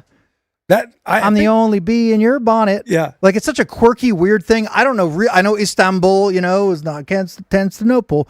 Like, I mean, that I guess is their hit. I don't know shit about They Might Be Giants, but that Birdhouse in Your Soul, I love that I feel tune. like that was I feel like that made a resurgence or whatever, like during 6 Feet Under or something. Oh, really? Was it on a show? Yeah. God, that song is amazing. It's fantastic. It's just so weird, and they give no fucks. So They Might Be Giants. I don't know how many fans don't give a fuck anymore. They Might Be Giants is a little bit like what's the San Francisco Giant? pumping and Jolly stumping Green and tumping Giant? in time. Oh, Cake. The Distance. Right, The Distance. Like it's or the B-52s. Excuse me. It's just a very unique, They're like weird, embracing their own weirdness. yes. And I don't know who's doing that now. I'm sure there's many, but you just aren't exposed, I guess, to new music because of no MTV like we were back in the day when you had shit thrown at you. You're like, fuck it, that's weird, but I kind of like it. And KXT will do that, which is I do enjoy, but TikTok's kind of doing that now. yeah, okay, cool. Let Got your Down by new Radiohead, original a music hot new every song. day. I will say, Eggy. Oh yeah, this guy loves Aggie. What's Aggie? Eggy is He's so You're trying to say happy. the Aggies? nope. Do you like the Texas A&M Aggies? I'm Just not. discovered I'm him? not telling you to not watch Cirque on Thursday. I'm not telling you that. But I'm saying if you're in Dallas at the Echo Lounge on Thursday, if I wasn't doing this effing show, I would be at Eggy. Why don't you go to the show and do live updates from Aggie? Yeah. Give me that Do a option. cold open. Give me that option, and I will do it. Do it. I'll Ain't stopping you. Eggy. Yeah, they're in the fish. Yeah, it's a jam land. band. Oh, okay. It's a jam band, and they are incredible. Did you watch video? No. Okay. What's the payoff of that? Are they old or are they No. They're young. They sound like a young fish, and they're awesome. He made me listen to a lot, and I did listen the whole way home. They do a lot of cool covers of shit, which is the easiest way to anyone's heart. Why does all these jam bands have the shittiest names? Fair. Always. Fair. Eggy. Aggie. You know how hard it is to be like, I'm into this new band. What's it called? Eggy. Yep. My friend, he's in a band called Goose. Yeah. Okay. Goose, fish, Fish with eggy. a PH. And leftover salmon. They're all food based. The string cheese incident. They're all food. What is this? Why are they all eggs. food? It's all part Fish, of eggs, salmon, All right. protein group. and foie gras. Foie gras? They're French. Well, goose liver. I don't know. Oh, It yeah. counts. I would like anybody listening to just go check out Eggy. They're great. They're incredible. Okay. So I was telling Mikey, I'm like, just listen to these. A couple songs that somebody turned me on to.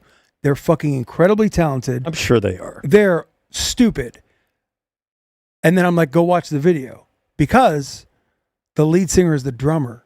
Oh, That's why I want power move. That's why I wanted you to like watch Power it move. because when you listen to songs, the Golden Gate Dancer. Listen to Golden Gate Dancer great by song. Eggy. It's a great. That's a great song. I want to answer this question. That's a great song.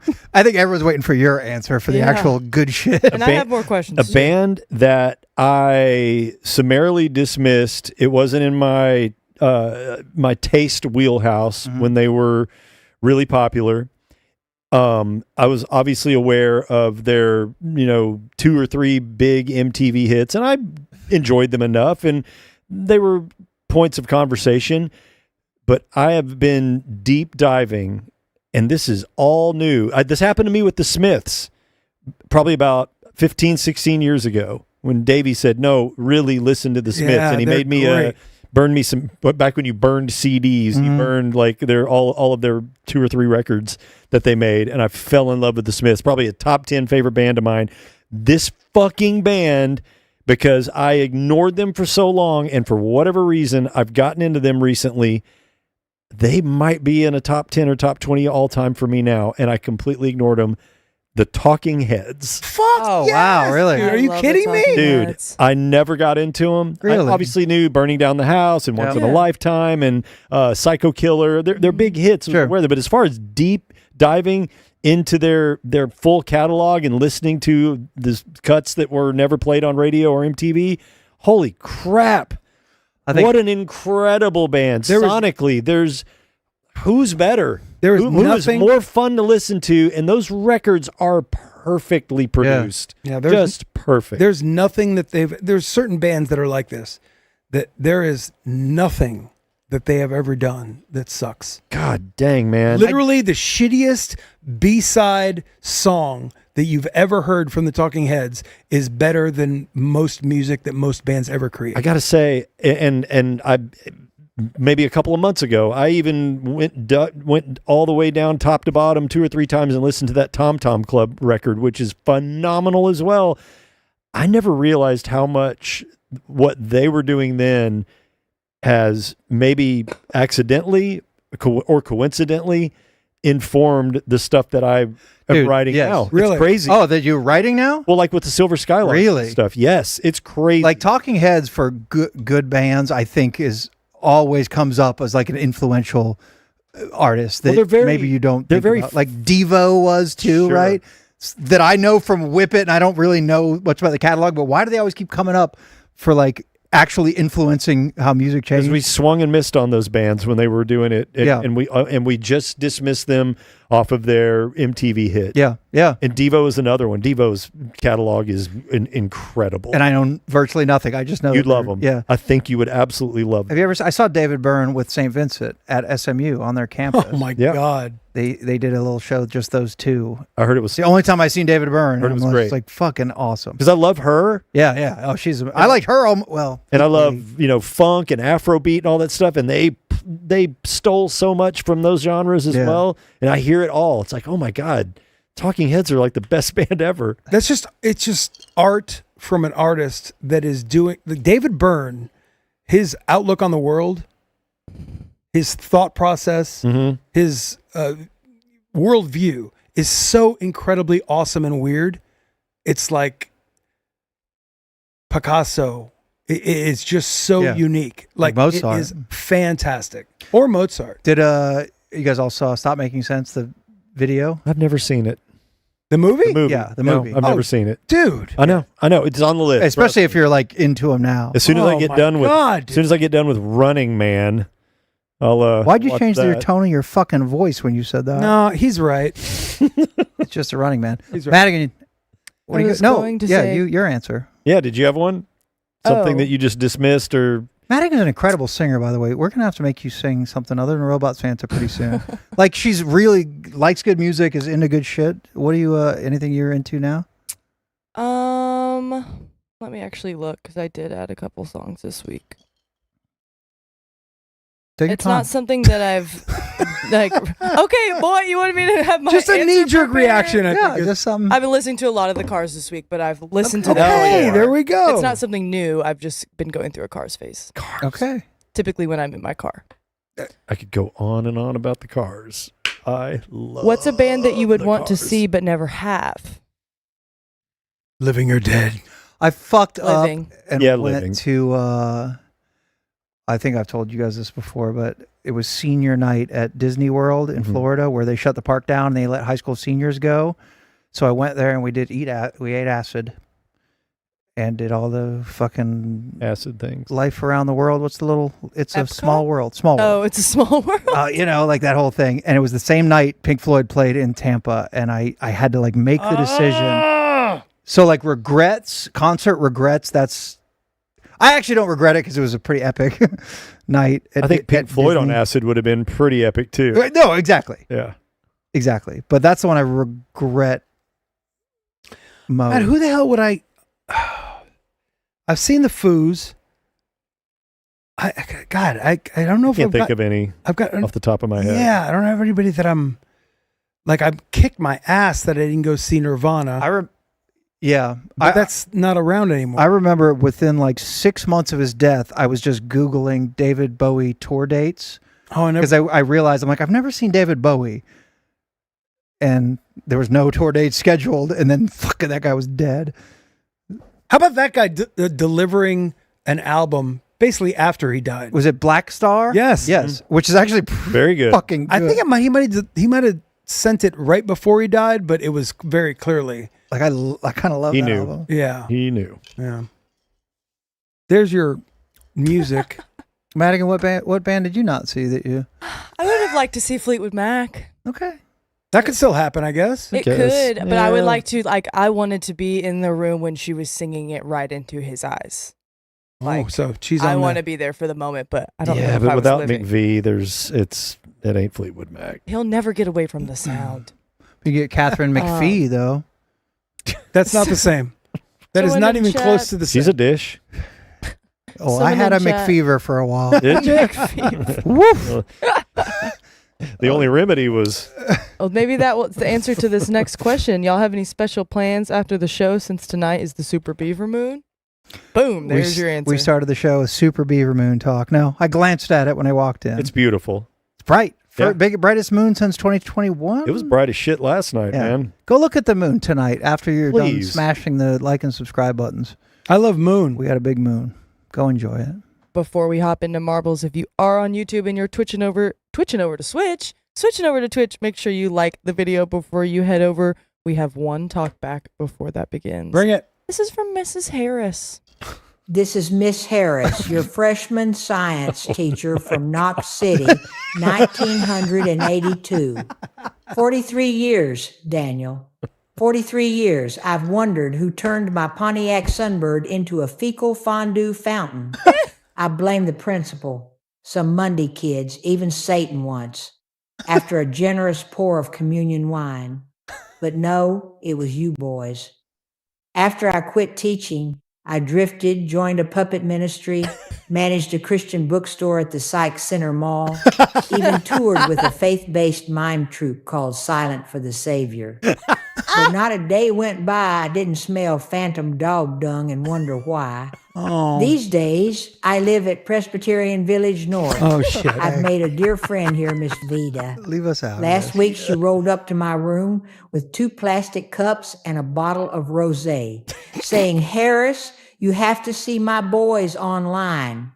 So we tuned in, and imagine my surprise when I heard that story. No. Anyway, I forgive you, Daniel. Oh. Miss Vida says holding a grudge gives you wrinkles in your soul.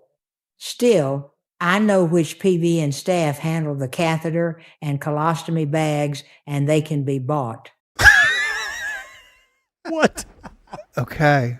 A veiled threat right at the end, I believe. Wow. Wow. Miss Harris, first off, Wow. glad you're still with us. Yeah. Oh, yes. Yeah. And glad you're over I it. don't think she would be that I know, old. glad she's moved but- on. Okay. You need to write a letter. You need to write That's a letter. amazing. Look, she already forgave me. I don't need to do shit. Is that on the Discord? That was. Is that Claxon Company? These psychos on the Discord. I love Incredible work. the reference to the Monday Mogul. Okay, I knew he hit like 6 Yeah, things. which was our longtime football rival in Psych Center Mall in Wichita Falls. This fucker's Does on his his research. this It's guy- Google awesome. Maps. This guy's scripts are perfect. They're That's great. incredible work. It's a marble race. F it. I'm in. It's just a marble race. I think I prematurely joined. Better make sure you're in. I'm gonna.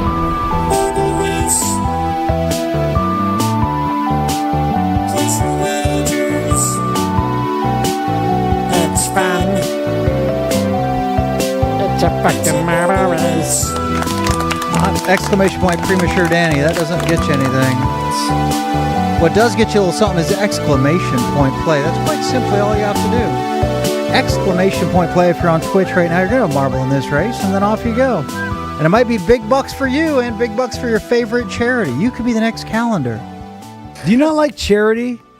Calendar is here tonight. He was in the chat earlier. Really? Yeah, he said big fan. Okay, cool. All right, well, we're going to stop that ball. All you have to do is press exclamation point play on the Twitch side of things. Again, I just tweeted out. You can jump over to Twitch. No big deal. Be a part of the thing. If you win 3 marble races, you get $500 American cash into your pocket and $500 to a charity of your choice. Why wouldn't you be a part of this, idiot? Don't call them idiots. No, I just called one person. I see first time chatter. First thing they ever typed here. Exclamation point play. See? Got in there. All right, Danny. This one's Right I'm going to put my 98. ball in. Is your ball in? Reich Been 98. in, bro. Exclamation point Fost ARP. Okay, I am in for Radiohead jokes. I'm putting my readers on. Ah, look at it. Krytos. Evo. Krytos 75 with a 5-pack of gift subs, and thank you. Thank you so much for the gift sub. That's huge. Please, a new start. Yeah, there he is. Gift subs obviously on Twitch are huge. Like, subscribe, all that shit on YouTube is massive. I'm on the Reddit a lot. I check it every week. How's it going over there? I haven't been on in a few Pretty days. good. Yeah. We still haven't passed Cirque du Soleil yet. That's Tragedy. We're on the our way. goal. We're not ever going to get them on like TikTok or anything like that. Mm-hmm. But here, let me get an update. Let me get it up. So Cirque du Soleil has 3,400 members, and we have 742. All right, so we're That's taking not them down. enough. But we're second all time on things named Cirque. We're only behind Cirque Colors, which is a makeup company, and they have 900 members, F them. and we have 742. That's my favorite. I don't know who this is. So with a little bit of hard work, we can jump into the silver medal position on Cirque-based Reddit accounts. What are you doing? I'm making the noise that ball is. Hi. Your brother is Yeah, I'm providing. Yeah, he's really trying to provide some information, and you're He's still doing it. just pollution at this point. Just noise pollution. Do you notice a lot of noise pollution in your neighborhood? Like more and more, or no? More and more these days. Whoa. I don't. Like I have fucking Fast and the Furious happening in my neighborhood. Oh, really? Is this a Donuts, to the whole toilet or the garbage the can problem? Basura can. Yeah, Basura. They're not really using the Basura can I put out for the people of Yeah. Oak Cliff. The Bishop Arts drifters are I did taking over your neighborhood. feel a little racist when I wrote Basura Gracias on the can. Yep. So I did that night run out, and on the other side I wrote trash. Thank you. Did send me photographic evidence that he completed that. Because I realized that might have been racist, and No, it was. we never do or say anything racist on this show. Ever. Well, And they got a trash can. And To they prove. got and then the other day I rotated it so the thank you was more forward facing. Right. exclamation even less point racist. play. If you're on Twitch, Zero right racism around here. now, exclamation point play, and you get a marble in the race for the love of God, and you can have joy and money. And pain. My neighborhood hasn't been louder, but I did see 2 people walking like full-size ducks the other day. So it was a Halloween. On It might a have been leash? Halloween What? day. No, they were just walking next to him. They may have been dressed as ducks. No, these were like geese, like the size of Malcolm. Goose? On season 2 of the HBO original series, The Wire, It's not Thursday. Ziggy had a pet duck and took him to the bar, and the duck drank himself to death. Seriously? Yeah. The duck drank himself to death? Yeah, they just kept putting shots in front of the duck. And he was just- just drink. a bunch of Ducks are shots. stupid. They are. Dude, I walk around the park all the time, 3 miles a day, and I encourage. We might do walk talk at some point. I And look Danny for- knows I'm in. I look forward to it. 3 miles today, feeling good, weighted vest, doesn't matter. Sorry. There's ducks galore, Mm-hmm. and which is fine. You kind of walk past them, and I'm always like 3%. I'm like, is this fucking duck gonna freak out on me and try to bite my dick off? Duck's not going to fuck with you. It's the swan you got to Okay, look out there's for. swans, there's Yeah. geese, there's ducks, there's We all got of those them. at White Rock too, which I go to a lot. But the other day, I went by and there's a guy sitting there on a bench, and he's just holding a duck and petting it. And I'm like, holy shit, dude, he has cracked the code. He's befriended the duck. God, He was holding it and petting a fucking wild duck. Are you sure it was from the lake, or did he bring his own duck? BYOD. You know what? I'm going going to there, say I'm sure it was from the lake. Okay, he might have brought his pet duck to see what the rest of his Look here, kind- Skippy. Look at all these. Look at all these pories. Yeah, he wanted to show his, his pet duck. got it fucking good. How lucky he was. You sleep in my bed. You got it pretty good. Exclamation point play if you'd like to have a marble in this race. And I am going to enter a marble right now because I'm typing exclamation point PLAY. God, that's so easy to Not do. hostage duck. Not look at my duck. Not duck fart. Not lake slap either. Oh, Not lake slap duck. God. One made me Exclamation laugh earlier. point It said, stop flat dog. What is exclamation point cabin in the marbles? Why? Who Doesn't even make fucks the sense. duck? And exclamation point cabin underslash. Yeah. Let's get this thing to 200. Underslash. Chew the shit. 8 more ding dongs. Limp duck. Get to 200. There's definitely 8 farting around know, on just deck, waiting waiting. for the countdown to start. Again, if you win 3 of these mofos, it's $500 in your pocket, $500 to your nearest charity. Is anybody on 2 wins? Yeah. Calendar has two. No, he doesn't. No, Oh, no, Coco sorry. Gorilla. Coco Gorilla. Coco Gorilla 1310 has 2 wins. So as long as that idiot doesn't win, Haven't seen him in here in weeks. Gay for Minor was the last winner. Before that is War raccoon cheeseburger. Pete's There he is. Doctor. I thought about that for a Halloween costume. Jermaine Banther. Ever do that? But well, whatever. A lot of people have won. Backdoor wife duck. Hell yeah. Danny's favorite.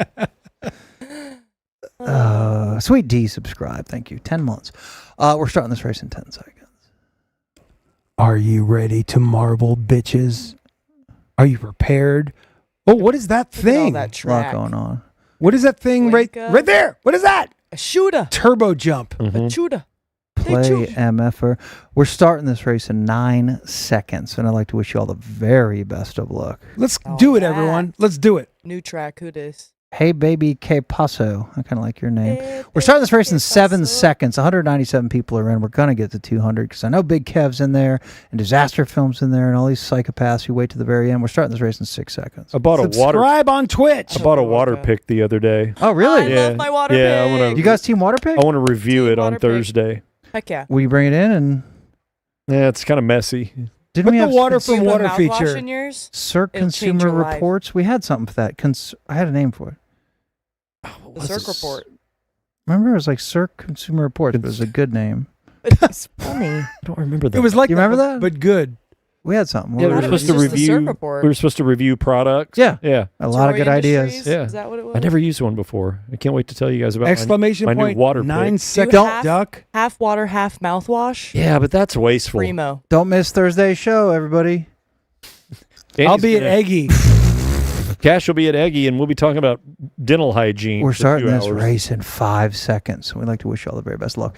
I'm interested in the water pick. Yeah, I think you will enjoy the water pick. I have a They're great. confession. Please. I'm brushing my teeth and I gag when I brush my teeth.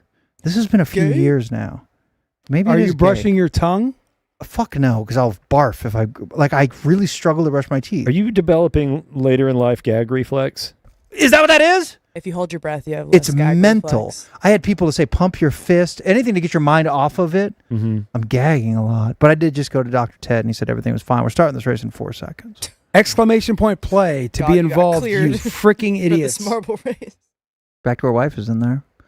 Who's that bottom right? See, look, some of the names aren't up there. We don't understand why know. this works. I bet but- back- Gay for Mino was just in the chat. Gay for Mino, you won the last race, but you have only won one time in this cycle. I bet Backdoor Wife could help you overcome your gag my reflex. gag problems. Yep. She probably Also, knows if you some, win the marble race, you don't have to send me your address. She knows That is some- just for Bingu knows winners. some techniques. But thank you for Dude, the info. I gag with a toothbrush. Okay. I'd be the Don't even worst brush your tongue, That's boyfriend. crazy. I'd be a terrible gay man boyfriend. I can't even brush my fucking teeth. You're shit out of luck, studs.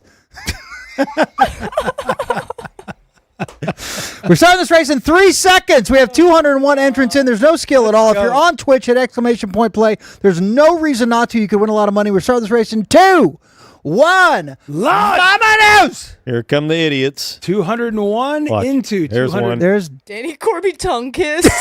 God damn it. There's Big Cat. under discussed was Danny And we are off. Kiss. that. I hope he wins so bad. Or she. That was great. Danny Corby tongue kiss. Cirque Whoa, Stevo. Get in there. Into the turbo. Holy Holy balls. Oh, death. Maybe not. Oh, yeah. Death is. One-on-one. very- Look at it. Look at There's a lot of shit. Leg slap Whoa, in second. What is this doing? Cake for breakfast. See, for some reason the names are on. I know. Click the It- name it thing. Do you keeps- know what that is? Is it F1? Too maybe? late. It's too late now. F1. I don't know. We're too deep into it now. Well, Lake Slap's in second place. One One of for one. Look one, at look it. You at don't it. get a nameplate, but you're up there fighting. Cirque Where are Stevo Yeah. is in Cirque first place. Stevo. Battling for first place, and we're going to go into the blender here. We're going to go into the blender here. I'm never going to win. Oh, I just saw Soroy pop up there. You might. You might. You might. My One God. of one. Look at it, and Lake Slap are just battling. Nobody else is fucking with them right now. Cirque du Sirois. Who's that? Is that you, Cash? Cirque Stevo. Who's Cirque du Sirois? Oh, that's probably me. Corby Danny tongue kiss. Your collectible net, Cash. Oh, yeah. Okay. you sure. did kind of just sneak in the Corby Danny tongue kiss. All right, if you win. Who's coming out of the blender first? All right, Corby Danny tongue kiss wins. You have to go to Lakewood tonight and make out with a boy. Fine. There it is. Corby Danny tongue kiss. Go get you a fucking win. He's Go. fine. Go, He you fucking won. son of a bitch. Get in. Get in. Yes. Corby Danny tongue kiss. The last person to get in the fucking race.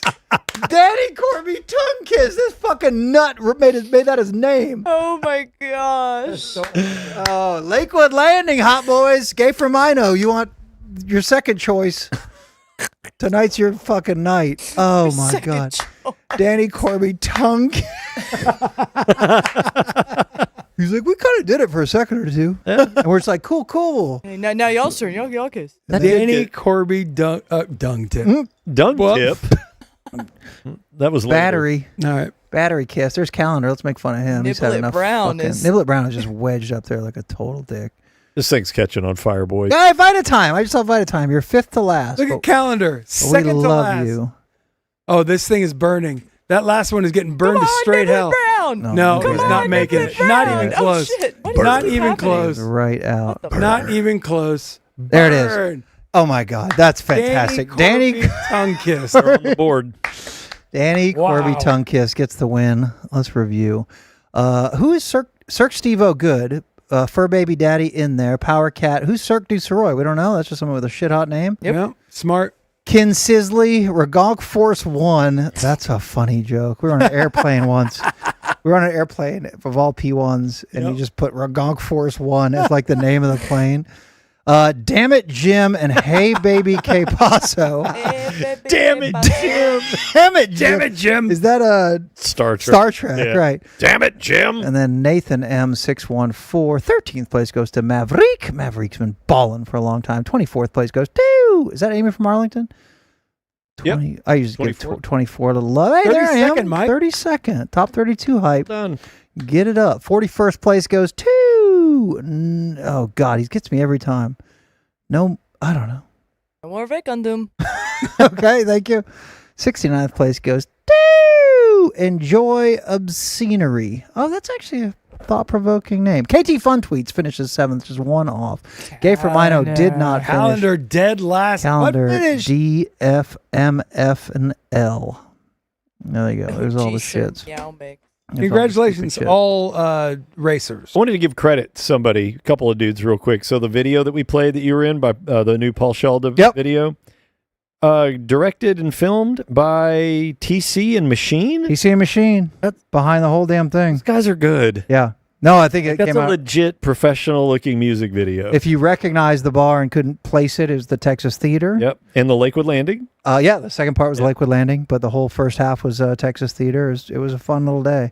And they did good, man. They kept it moving. They had an idea for the video. They stuck to it. People were pointing out on chats, Robert Ellis was in it, the great Robert Ellis, one of the most talented sons of bitches in the music world that I know. Jorts, Our A lot buddy of George cameos. was in there from Son of Stan. Sweet George was there. His beautiful wife Mal. Yeah, was in there. absolutely. Yeah, lots of. It was fun. Skin. I don't know why they put his dumb ass in there. He was in there first too. I know. Put me first. Oh, wear a hat too. Wear a funny hat. This has been fun. And I've had a great time. I knew it would be. I know. These are the shows that I don't worry about. You like these? I do. Less planned? Well, loosely planned. Go to Meat Fight. Go eat you some delicious food. It's this weekend. Meatfight.com. And take a good look. Take a look at me now. You never know. You never know in this world, Things change in this world. They change things on you quick on this world. They do. So enjoy your every minute while you have it. Don't cry because it's over. Smile because it happened.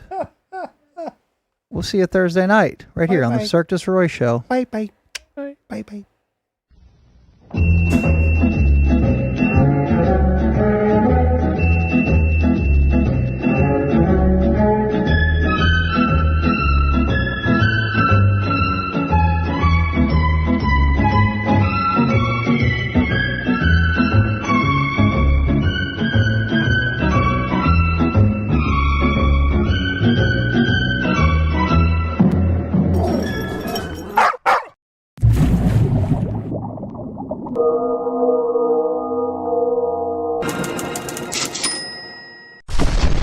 Bloody Gulch.